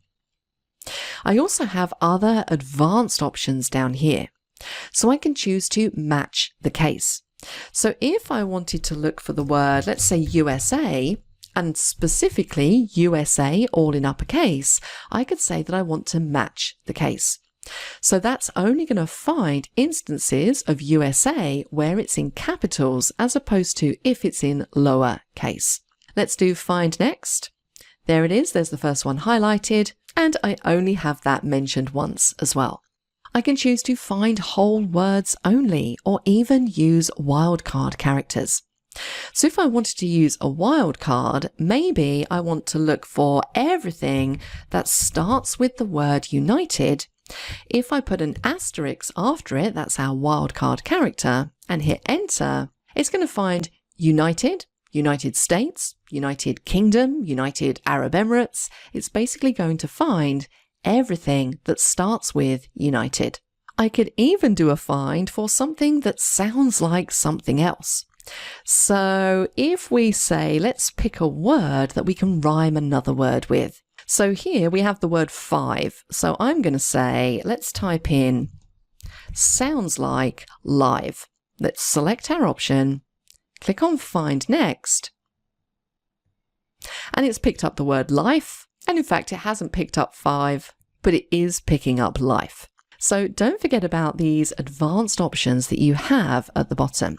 Now, something else you can do is you can find not only words and phrases, but you can find specific pieces of formatting. So I'm going to cancel out of here for 1 second, and I'm just going to apply some formatting to some text in this document. So let's just choose a few random words and make them bold. So now what we can do, if we jump back into Advanced Find, we can remove all of our current search terms, go down to Format, and because I'm looking for all bold words in the document, I can choose Font, and I can say Find Everything with bold formatting. Click on OK. Simon says subscribe and click on the bell icon to receive notifications. Find next. And there we go, it's found that first bold word. If we move across, it's found the second one, so on and so forth. And we have lots of different options in here, so we don't have to stop at just bold formatting. If I'm looking for a piece of text that's maybe in a specific font, or maybe it's a specific size or has other specific formatting, I can choose my options in here and find it that way. We can also find certain special characters in our document as well. Now, I'm not going to linger too long on this. We're going to talk about this a bit more when we move into the paragraph section, but I can do things like find all of the line breaks in a document, or wherever we have a paragraph character, so on and so forth. So those are the options that you have for find. Now, because this box will always retain the search that you've just done, I'm going to choose no formatting just to remove all of the search terms. Now, whilst find might be useful, a lot of the time you might be looking through your document for a specific word in order to replace it with another word. So maybe I want to replace the words United States of America with USA throughout this document. Well, this is where we can do a replace. Now, notice because we have this dialog box already open, we have a replace tab up here. If we don't have this dialog box open, we can simply go back to the editing group, and there is the replace command. Keyboard shortcut Control H. Let's click on replace. I already have some search terms in here, so I'm going to choose no formatting to remove them. And this time I'm going to say I want to find the words United States of America, and I want to replace with USA. I can choose to replace just one occurrence or replace all occurrences of this phrase in the document. So let's say replace all. Now notice here I have United States of America quite often throughout this document. So if we say replace all, it's telling me it's made 0 replacements. Now why is that? Well, it's because my cursor is currently clicked right at the end of this document, and it's always going to search down from the top. If you take a look underneath where I have my search term, it says Options, Search Down. So do I want to continue searching from the beginning? Yes, I do. Let's go for it again. It's made 2 replacements. And if I take a look at that, I can see it's changed it in the title and also in this first line. A lot of the time in this document, it just says United States as opposed to United States of America. So what probably would have been a bit quicker for me to do here is to use a wildcard instead. So if I change this to search for everything that starts with United States, it's going to replace United States and United States of America effectively. So I'm going to say use wildcards, let's replace all. And it's made 5 replacements. Yes, I want to search from the beginning. The final tally is 14 replacements. Let's click on OK. And I can see that now I don't have United States or United States of America anywhere in this document.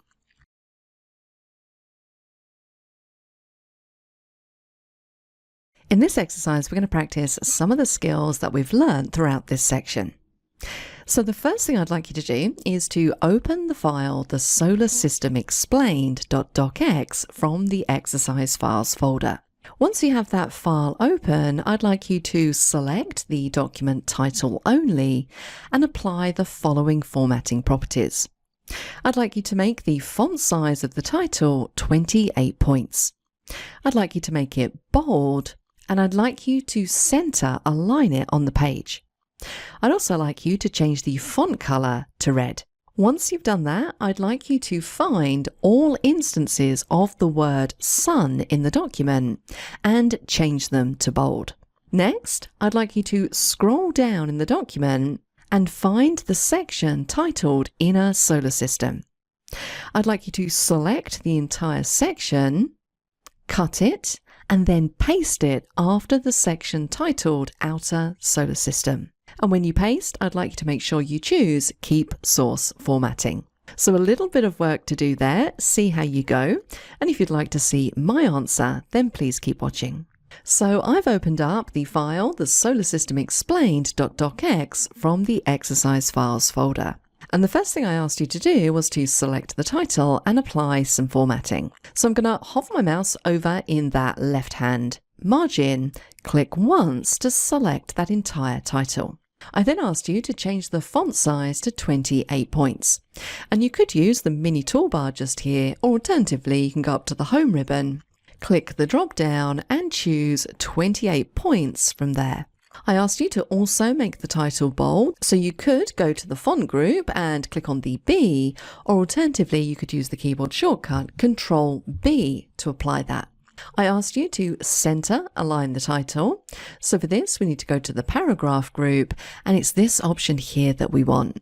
Again, if you use the keyboard shortcut Control E, that is absolutely fine. And I also asked you to change the font color to red.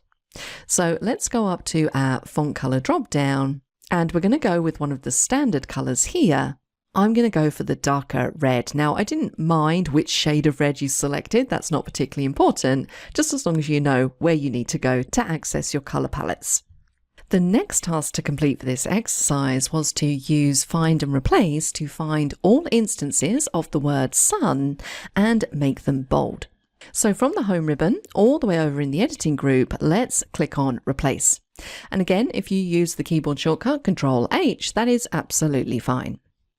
So this time we want to find the word sun. And we want to replace it with the word sun, but we want to replace it with sun in bold.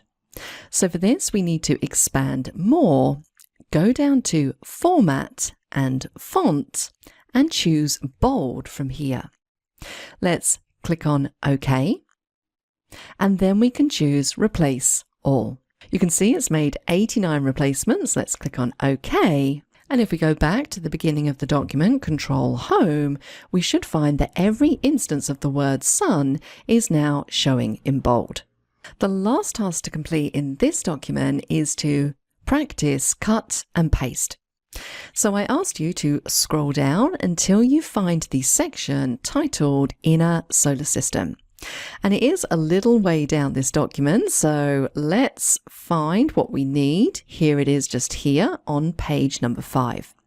So I'm going to select everything all the way down to Outer Solar System, which is all of this text just here. I then asked you to cut this text out. Now, again, you could use the cut option in the clipboard group on the home ribbon, or alternatively, you can use the keyboard shortcut Control X. Now that you've cut that out, I asked you to paste it after the Outer Solar System section. So let's scroll all the way down to the end of the document, and I asked you to paste this and keep the source formatting. Now again, there are a couple of different ways you could do this. You could jump up to the home ribbon, click the lower half of the paste button and choose Keep Source Formatting. Or alternatively, if you want to use the keyboard shortcut Control V, you can then click on the little smart tag at the bottom and choose Keep Source Formatting from there.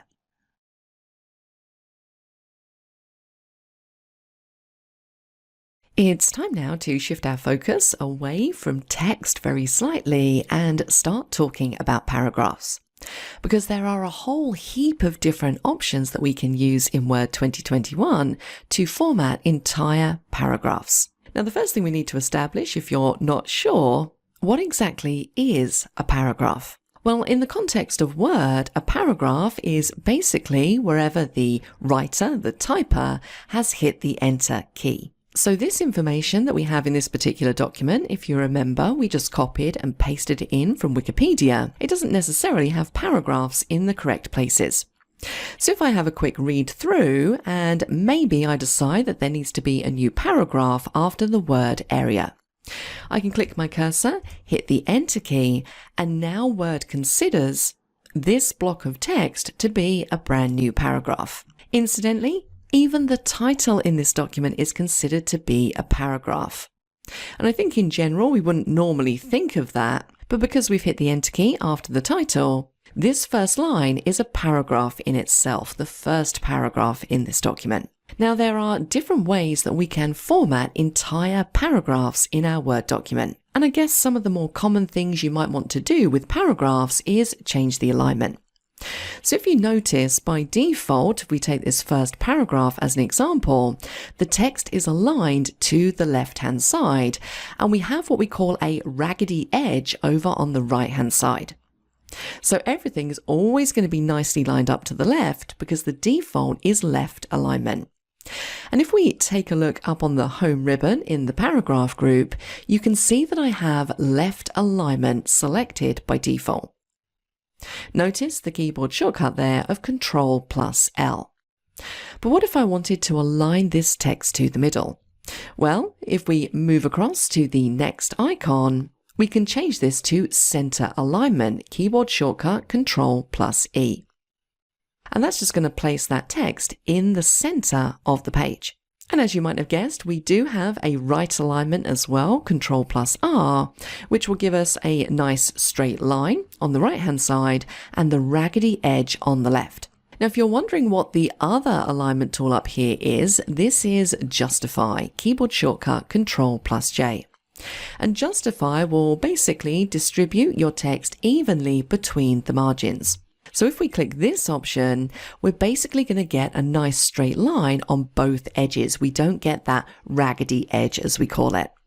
And what you might notice is that in order to achieve this, Word will kind of extend the character spacing in the paragraph. And if you've ever read a newspaper, which I think most of us have, justified is the alignment that newspapers use, so you get a nice, clean, crisp look in columns. Now for this particular document, I want this to be aligned to the left. But interestingly, although I have been selecting the entire paragraph each time, I don't actually have to do that if I want to change the alignment.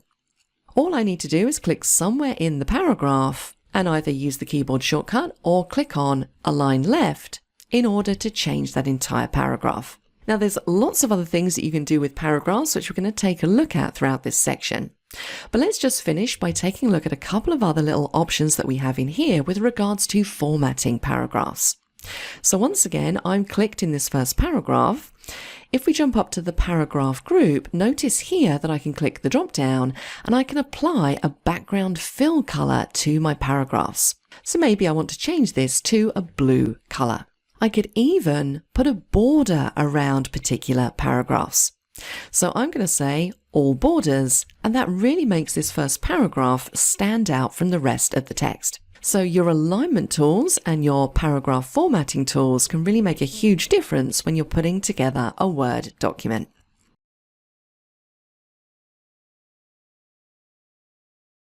Aside from aligning and changing the formatting of our paragraphs, we can also adjust line spacing and paragraph spacing. And these two have a distinct difference. For example, if I click my mouse somewhere in this second paragraph, in the paragraph group on the home ribbon, notice we have some options here for line and paragraph spacing.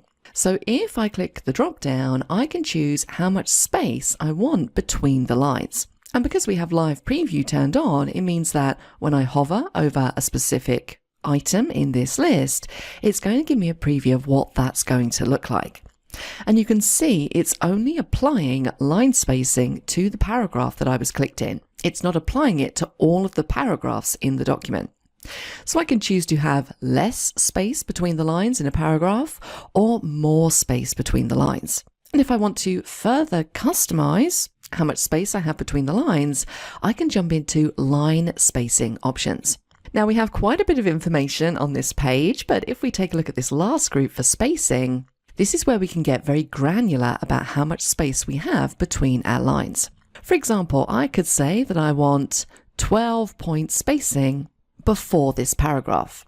And if you take a look at the preview at the bottom, when I start to adjust this, you can see it's going to move that paragraph further away from the paragraph above. So this is line spacing before the paragraph begins. I can do the same and adjust the spacing after. So if I want less of a space, I can pull that down, or I can add more of a space in there. I can then make further customizations in this line spacing drop down. Currently I have this set to single, but I could go for 1.5 lines. And again, you can see how that changes the paragraph spacing in the preview below. Or I could say I want the spacing exactly and then specify a number of points. So maybe I want this to be, let's just put it up to something rather large. So let's go for 21 points, and you can see how that's going to affect my paragraph. So just be aware of the options that you have in this paragraph dialog box when it comes to spacing. Also note that if you want to apply a space before or a space after the paragraph, you don't necessarily have to jump into that dialog box. You can click the drop down and we can say add space before paragraph or remove space after paragraph. And you can see as I'm hovered over that, the map of the United States is a lot closer to the paragraph above. Now that's dealing with the spacing of lines within a specific paragraph, whichever paragraph I'm clicked in. But what about if I want to adjust the space between paragraphs as opposed to lines for the entire document? Well, for that we need to go into a slightly different area. And we're going to click on a ribbon that we haven't really taken a look at yet. So this is going to give you a bit of a preview. Now, if we jump across to the design ribbon, notice in the document formatting group, we have some paragraph spacing options. And currently I'm using the default style set. But we do have some other built-in style sets that we can use to change the spacing between paragraphs as opposed to lines. So if I hover over no paragraph space, I'm not going to get any spaces in there. And you can see the properties of that particular style set. So no spacing before, no spacing after, and line spacing is set to 1. I could go for compact, which adjusts that spacing after to 4 points. I could go for tight, or maybe even open, or relaxed. I even have custom paragraph spacing options just here. So what I could do is make some amendments just here. So maybe I want to have more space before, and I could choose to apply this to only this document or all new documents based on this template.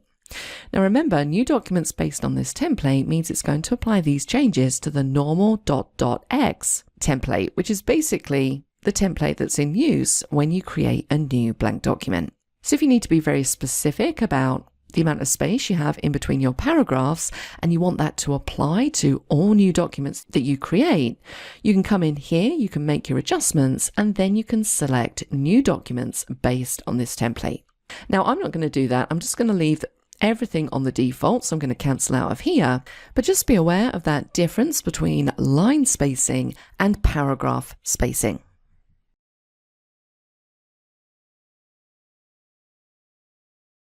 Something that can be really useful when you're working with Word documents is to turn on non-printing characters. So what exactly are non-printing characters? Well, as you might expect, they are characters that exist in your document, but are effectively invisible to the reader. For example, if I said to you, take a look at this document and tell me where the non-printing characters are, you're not really going to have too much of an idea. And that's because we haven't got non-printing characters turned on. So let's turn them on first of all, and then I'll explain to you why they can be so useful. Now, turning on non-printing characters is a really simple thing to do. We need to go up to the home ribbon. In the paragraph group, it's this little icon that you're looking for, this paragraph mark. And it's actually called Show Hide. Notice the keyboard shortcut of Control+* to toggle it on. And if we take a quick look at the screen tip, it says it's going to show paragraph marks and other hidden formatting symbols. This is especially useful for advanced layout tasks. So if we click to turn on our non-printing characters, a couple of things have changed on this page. Notice that we now have these paragraph mark symbols at various different points throughout this document. Now, what this paragraph symbol means is basically it's the end of that paragraph. So every time we've pressed the return key, Word will automatically think that we're starting a new paragraph, and it places a paragraph marker there. And these paragraph markers are a lot more important than simply just to mark where the end of a paragraph is. The paragraph marker actually contains all of the formatting information for that line of text. Now, I find these particularly useful if I'm trying to format a document, because they really do let me know where the beginning of the paragraph is and where the end of the paragraph is. So if I just want to apply formatting to one specific paragraph, it makes it a lot easier for me to see. For example, I can see in this paragraph here, we have a paragraph marker at the end of this paragraph, and then another one at the end of this paragraph. So if I'm clicked in this paragraph just here, I know that any formatting I apply, and for argument's sake, I'm just going to increase the indent, is just going to apply to the text that falls between those two paragraph markers. Another thing that we can see when we toggle on Show Hide is we can see these little dots in between each word. And as you might expect, these are there to represent every time we have a space. Now, why is that useful? Well, let's turn off Show Hide for one moment to hide those non-printing characters. If I scroll down a bit further in this document, you can see here I haven't really applied any formatting at all. There's no paragraphs in there. There's no formatting. But take a look at something that we can see. There's a few words here that have a double blue underline. And as we saw in a previous lesson, this means that there's a grammatical error in this particular point of the document. Now, if I just take a look at these, I think, well, actually, you know what? This sentence sounds like it makes sense, as does this one down here. So why is Word flagging these as a grammatical error? Well, this is where turning on Show Hide is going to help. Because take a look at this. I can see very clearly that I actually have 2 spaces in between the words united and nations. And that's why Word is picking this up as an error. So all I need to do here is just delete out one of the spaces, and the same thing down here. So toggling on show hide can be really useful when you're formatting your documents. Now we've just seen a couple of examples there of paragraph marks and spaces. But non-printing characters consist of a lot more things than that, and we'll be taking a look at these as we work through the course. Now the final thing to mention here is that if you find these really useful and you want to have them turned on permanently, you can choose in Word options to permanently display paragraph marks. So let me just very quickly show you where that setting is. So if we go up to File, down to Options, we're going to find this underneath the display page. And it's this second section here, always show these formatting marks on the screen.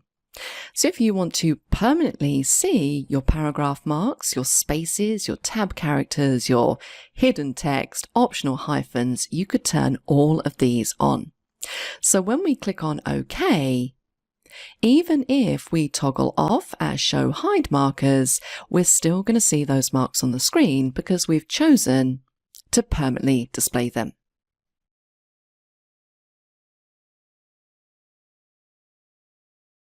In this lesson, we're going to take a look at how you can quickly and easily create a bulleted or numbered list.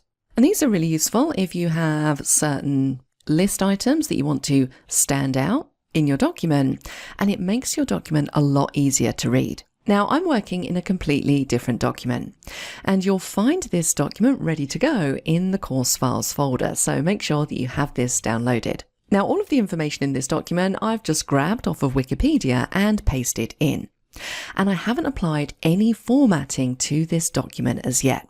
Now I can see in the bottom left hand corner that this document is 15 pages long. And the page that I want to work on is actually page 13.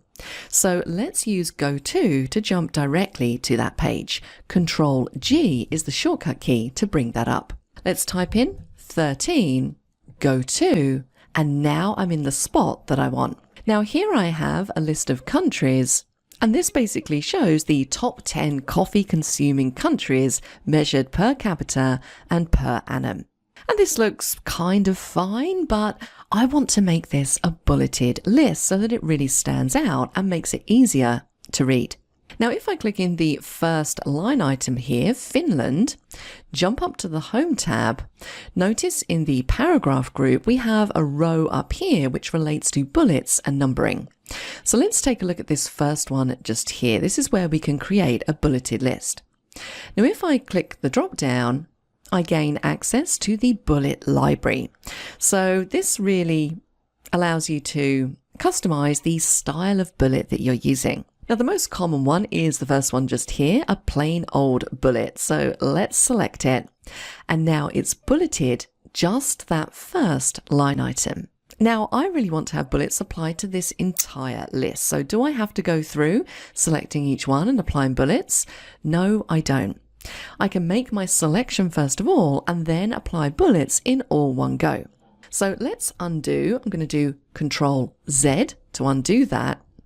Let's select the entire list of countries, and then I can just click the bullets button. And if I just click the button as opposed to clicking the drop down and selecting from the bullets library, it's going to apply that first default bullet.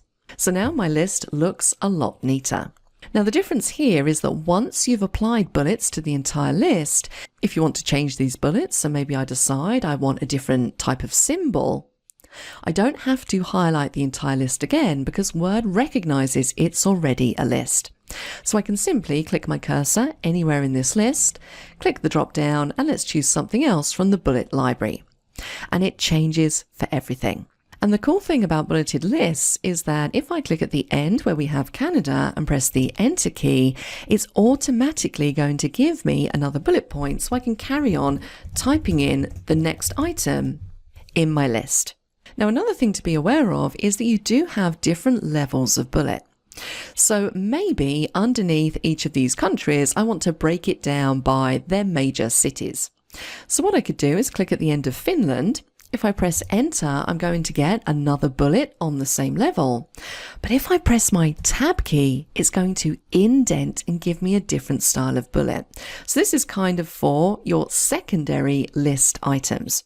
So maybe I want to put in here some information specifically related to the city of Helsinki. And I could carry on going. So if I click at the end of Norway, press my tab key, I can then type in the next item, so on and so forth. We even have a third level list. So if I press tab again, it's going to carry on going. So the tab key is going to give you different levels of indented bullet. If you want to indent back out again, shift tab will take you backwards. Now, what about if I want to remove bullets? Well, all I need to do here is click the drop down and choose none. And that's going to remove the bullet from that line only. But what about if I want to remove the bullets from the entire list? Well, I need to select the list and then choose none from the bullet library. Now I'm going to tidy this list up a little bit. Let's remove those cities to take it back to how it was previously. So bullet points are really simple to apply. But what about if I want to turn this into a numbered list instead? Maybe this would make more sense because it is effectively a top 10 list or a top 11 list as we've added a new item. Because this is the first time that I'm applying a numbered list, I need to make sure that I select the entire list first, and then I can go up to the numbering option. Now, if I click the drop down here, we do have a numbering library. So again, this depends on what type of numbers you want to apply to this list. You might want 1, 2, 3. You might want 1, 2, 3 with a bracket around it. You might want Roman numerals. You might want uppercase, lowercase, so on and so forth. So let's apply this one just here, 1, 2, 3, and it applies to the entire list. If I hit enter, again, I'm going to get the next bullet. And if I press the tab key, it's going to give me my indented bulleted item. So really nice and straightforward. Now I'm going to select this entire list again, and let's choose none to reset it. The final thing I want to show you here is how you can use a picture as your bullet instead. So once again, I'm going to select the entire list. Let's click the drop down and notice at the bottom we can choose to define a new bullet. So if you decide that you don't like any of these bullets available in the bullet library, we can pretty much use any picture as a bullet. So if you have a little picture or a logo or something like that saved off to your hard drive, you could choose picture and then browse for it in that way. Or alternatively, and sometimes this does work a little bit better, we could choose a symbol from Word's inbuilt symbol gallery. So let's click on symbol. It's going to open up all of the symbols that we have available, and I could choose something from here to use as a bullet. So let's use a star. I'm going to select it from the gallery, click on OK. I'm getting a preview as to what that's going to look like. And when I click on OK, it's going to use stars as bullet points instead. The final thing to mention here is the little button that we have at the top here, and this is for a multi-level list. So currently I basically have a single level list. If I select all of the items and click the drop down, I can choose one of these options. So this is where I can really customize what those different levels look like. So if the top level has a 1 next to it, if I press the tab key, the next item is going to be 1.1. Tab key again, the next item is going to be 1.1.1. And we have various different inbuilt preset styles that we can apply. So if I choose this one, I have my numbered list 1 to 11. But if I have other items in this list, when I press the tab key, it's going to give me 1.1. If I press the tab key again, I get 1.1.1. So you really do have a whole list of different styles that you can use, not only for bullets, but also when you're trying to construct a numbered list in your document.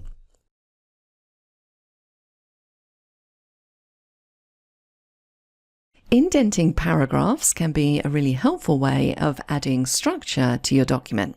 And there are numerous different ways that we can indent paragraphs in Word. So let's take a look at a few of them. Once again, I'm working in the document, The Comprehensive Guide to Coffee, and we're going to click in this first paragraph after the heading and the subheading. Now, if we jump up to the Home tab in the Paragraph group, we have two little buttons just here. Now, if I hover over this first one, this is the Decrease Indent button. And this is going to move your paragraph closer to the margin. Now, currently in this document, all of my paragraphs are as close to the left-hand margin as they can go. But what about this other button? Well, this is going to increase the indent, so it's going to move our paragraph farther away from the margin.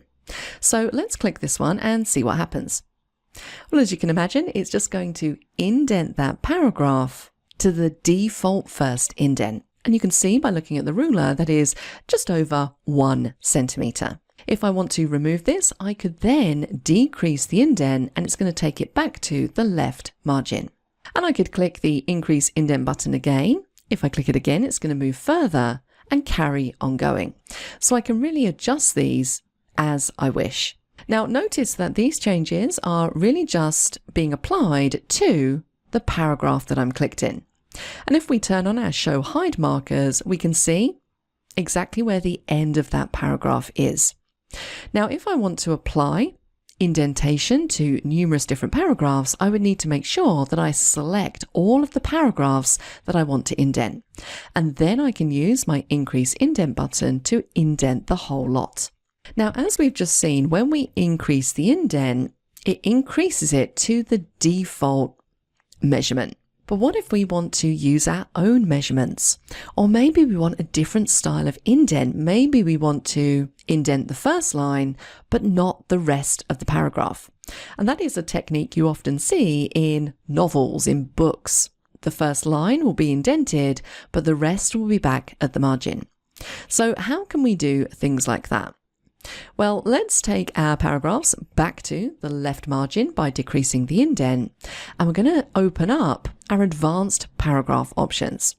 So let's click on the diagonal arrow, and you can see automatically it's taken us across to the indents and spacing page. And the second section here is all related to indentation. So let's move this over here so we can see the text underneath.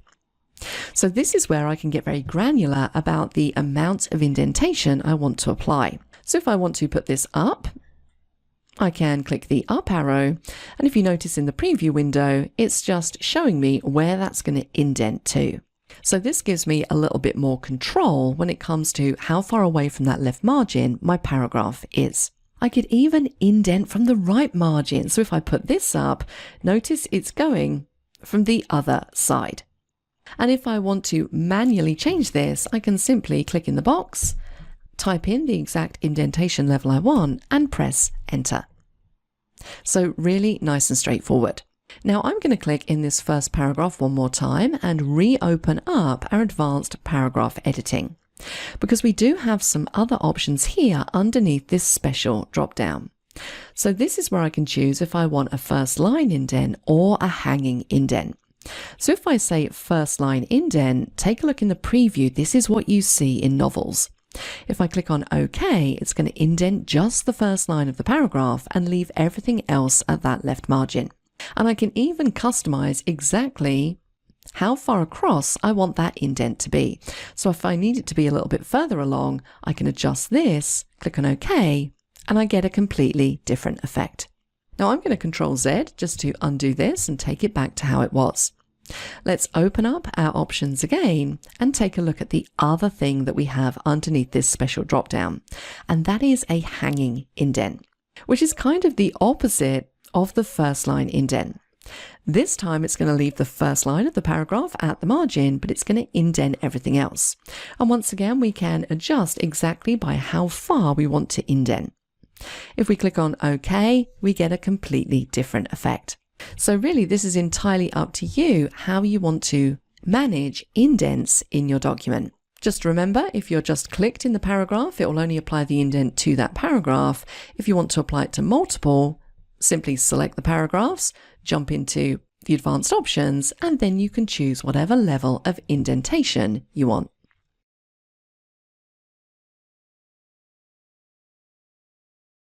In the previous lesson, we took a look at how we can indent paragraphs in our Word document. And just to pick up where we left off, if we take a look at this first paragraph where we have a first line indent, I want to draw your attention up to that horizontal ruler.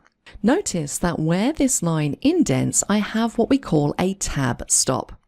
And that is this little triangle icon that you can see there on the ruler. Now, if I hover over, it's telling me that I currently have a first line indent set in this document. And this is basically showing me how far across the page this indent is. This is where that first line is going to start. Now, tab stops are really important when it comes to how your document is laid out. And if we double click on this tab stop, it opens up our advanced options for paragraph, and right at the bottom we have a tabs button.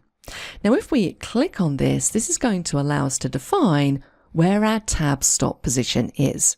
Now I'm going to cancel out of here, just keep that in the back of your mind because we're going to jump into here a bit later on in this lesson. Now these tab stops that you can see on the ruler, we can adjust these manually. So for example, if I wanted to move this first line back to the left margin, I can simply click and drag it all the way back. If I click in the second paragraph, notice again I have my tab stop position. I can simply drag it all the way back to change that indentation. Now whilst we're here looking at these tab stops on the ruler, we saw that if we hover over the first one, this is the first line indent. But what about if we hover over the one below? This is the hanging indent. And if we hover over the little rectangle underneath, that one represents a left indent. So what happens if I click on left indent and drag it in? It's going to move that entire paragraph. So this is very similar to applying an indent. The lower half controls the left indent. What about if I move the hanging indent tab stop? Well, this is going to give me that hanging indent effect. And I can drag it up and I can drag it back down again. And if I want to indent the first line, you might have guessed it, we can click and we can drag and it's going to indent that first line. So just be aware that you have these controls, these tab stops up here as well to adjust your indentation. Now tab stops can be used in a slightly different way. So what I'm going to do here is I'm going to click after what is coffee and press the enter key to give myself a new paragraph. Now what about if I want to have maybe 3 columns of text here? Maybe I want to have a column that shows the coffee type. Maybe I want some information in the middle of the page, which shows the country of origin. And then maybe I want some information over on the right hand side of the page, which shows the amount consumed. Well, currently that's quite hard to do. If I was to type in, let's say, coffee type, I could press my tab key to kind of move across and sort of guess where the middle part is. And then I could say country, and then I could tab across and then maybe say something like amount. But this isn't particularly consistent and it's going to be really hard for me to start lining up my items underneath. So this is where tab stops come in really handy. So I'm going to Control Z just to get rid of this and show you how these tab stops work. Now, if you cast your eyes all the way over to the left-hand side of the screen, notice right in the top corner here, we have this little symbol which looks like a small L. If I hover my mouse over it, that is my left tab. But if I click my mouse, it cycles through to a different style of tab. And if I hover over, that is a center tab. If I click again, it's going to give me a right tab. If I click again, it's going to give me a decimal tab. Let's click one more time. That is a bar tab. We have a first line indent, a hanging indent, and then we're back to our left tab. So this basically allows you to cycle through all the different kinds of tabs that we have in Word. So how exactly do we use these? Well, I could use these to help me with the example I just showed you. Now I want to type in coffee type and I want all of the items to be aligned to the left margin. So I don't really need a tab here. I can just type in coffee type and it's basically in the correct place. But now I want to make sure that my next column of information is in the middle of this page. So if I take a look at my ruler, I'm going to say that just over 8 centimeters is roughly in the middle of my page. Let's say 8 for argument's sake. This isn't an exact science. So what I could do if I wanted everything to be centered is I could use a center tab to help me with this. So what I need to do is I need to go through my different tabs and make sure that I select center. So we're on left. The next one is the center tab. There we go. Once I have center tab selected, I can then click on my ruler where I want to place that tab. So I'm going to say I want to put this at 8 centimeters. Let's click, and now you can see we have that little tab there. So what this means is that when I press the tab key on my keyboard, it's going to tab directly to that point. And because it's a center tab, it's going to ensure that all of the text I start typing is in the center. So I'm going to type in country of origin. And then I want a final column, and I want to make sure everything is aligned to the right. So for this, I could use a right tab. So I'm going to cycle through all my tabs again. So we're on center. There is the right tab. And then I'm going to place this just at the end, just after 16. So now when I press tab key, it's going to jump to that point and everything's going to be aligned to the left-hand side. So let's just say amount sold. Notice also that because I have my show hide markers turned on, I'm seeing an indication of wherever I have a tab. So because I now have those tab markers set, I can press enter and then I can type in my items and everything's going to be nicely lined up. So let's say Java, I press the tab key, it jumps me to the center. Country of origin, let's say Indonesia, and we'll say 1 million units sold. Hit enter, I can go to the next one. And if we turn off our show hide markers, you can see how nice this looks. Everything is nicely lined up. And this is really hard to achieve if you don't use tab stops. You could use something like a table, but tab stops work just as well. Now, if you're wondering what some of these other tabs are, if I toggle through to this next one, the decimal tab, this is what you can use if you're typing numbers into your document. If you want to make sure all of the numbers are aligned by the decimal place, then you could use the decimal tab. So let's just click somewhere in this document. I'm going to say 7 centimeters. I'm going to hit enter, tab across, and if I was to type a number that has decimal places, so let's say 1 million again, you can see that the decimal place will always be aligned to wherever we have that decimal tab. So if I was to type a shorter number in, let's say 4,000, everything's going to be nicely lined up. And what about a bar tab? What does that do? Well, if I hit enter and let's toggle around till we get to the bar tab, if I put that at, let's say 3 centimeters, it's going to put a line in there, a bar. So this is good if you want to add a little bit of separation to your columns. Now I'm going to Control Z to undo that. The final thing I want to point out to you here is the additional options that you have when it comes to tab stops. So if I click somewhere, I have a tab stop. I can double click on the tab stop, go to tabs. If you recall, we were in here earlier, and this is going to show me my tab stop positions for this line that I'm currently clicked in, and I can make any changes that I need to. So you can see here, tab stop position. I've got a tab at 8 centimeters, which I do. It's the center tab. And I have another one at 16.25, and that is a right tab. And you can see that for both of these, I don't have what we call leaders. So what I could do here, if we delete out everything that we've had in there, and I'm also going to remove the tab stops by just simply clicking and dragging them off of the ruler, I could set up all of my tab stops from this tabs dialog box. So I might say that I want a tab stop position at 4 centimeters. So let's say 4.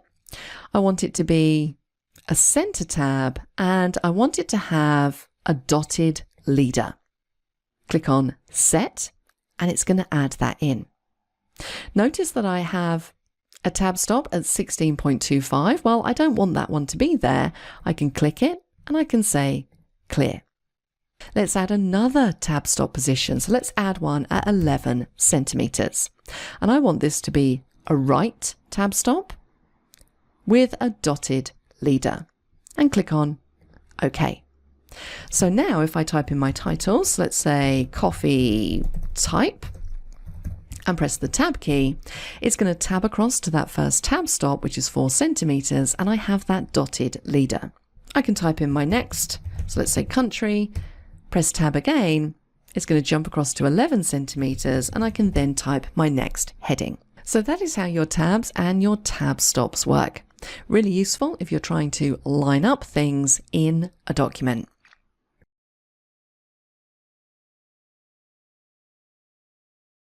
In this exercise, we're going to practice some of the skills that we've learned in this section, and we have quite a few different tasks to complete.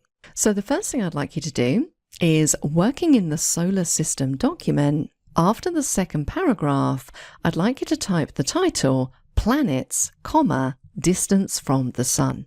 I'd like you to make sure that you turn on rulers and make sure that the measurement unit is set to inches. Once you've done that, I'd like you to add a center tab stop at 3 inches across the ruler. I'd then like you to add a right tab stop at 6 inches across the ruler. Once you have those tab stops set up, I'd like you to open the document Planets Distance from the Sun Table.docx. And once again, you'll find this in the Exercise Files folder. I'd like you to use that information as a guide and manually input it into the solar system document using the tab stops. Once you have all of that information in there, I'd like you to just apply bold formatting to the heading row to differentiate it from the rest of the information.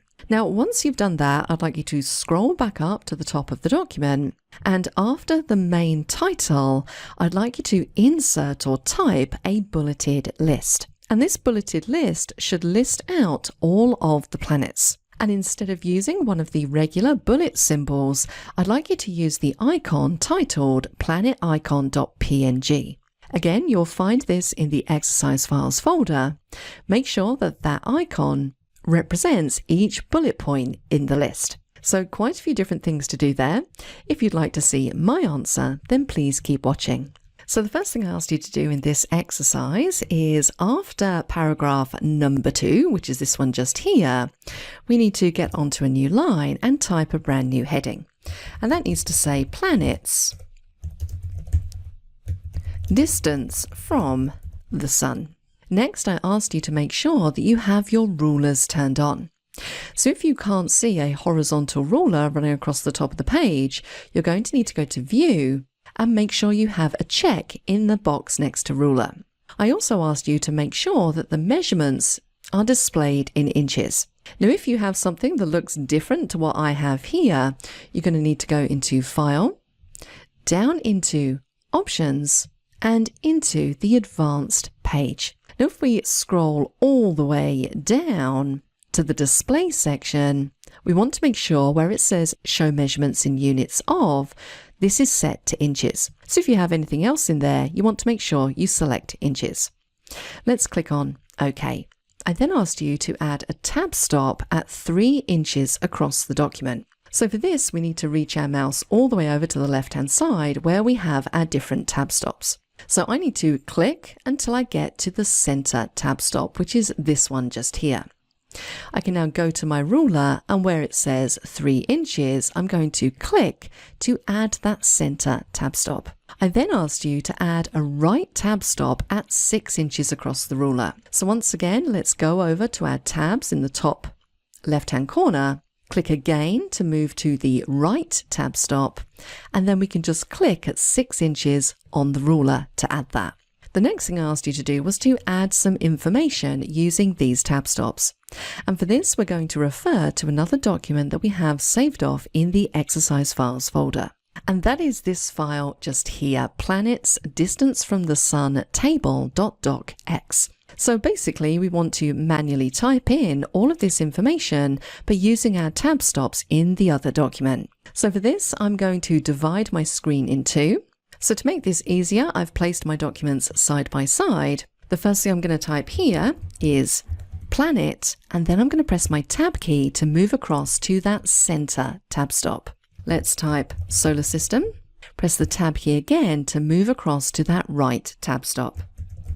Once we get to the end of the line, let's press enter and we can start to type in the first planet. So the first one is Mercury. Press tab again. It's part of the inner solar system and it is 35 million miles from the sun. So all I needed you to do here was go through and add as many of these as you like. If you didn't add them all, that's not too much of a problem, just as long as you get the idea behind tab stops. So I'm going to go away and add the rest of these in, and then we'll pick up with the rest of the exercise. So once you have all of these typed in, the next thing I asked you to do was just to make sure that the column headings were in bold. So let's select this top row, Control B to make those bold. The final part of this exercise was to type out a list of all of the planets at the top of the document, and I wanted you to make this a bulleted list. So if we scroll up to the top of the document, let's click and get ourselves onto a new line. I'm going to type in Mercury, Venus, Earth, and then all of the rest of the planets. Now we want to make these a bulleted list, but I don't want to use just the regular bullets. I asked you to use an icon that's stored off in the exercise files folder. So let's select our list. Let's go to the Home tab. We're going to click the drop down next to Bullets. And from here, you needed to define a new bullet. We need to go to Picture, From a File, and then just navigate to the folder wherever you have the planet icon saved. So let's select it, click on Insert and OK again. And we now have a bulleted list with a customized bullet point. If you're not a subscriber, click down below to subscribe so you get notified about similar videos we upload. To get the course exercise files and follow along with this video, click over there. And click over there to watch more videos on YouTube from Simon Says It.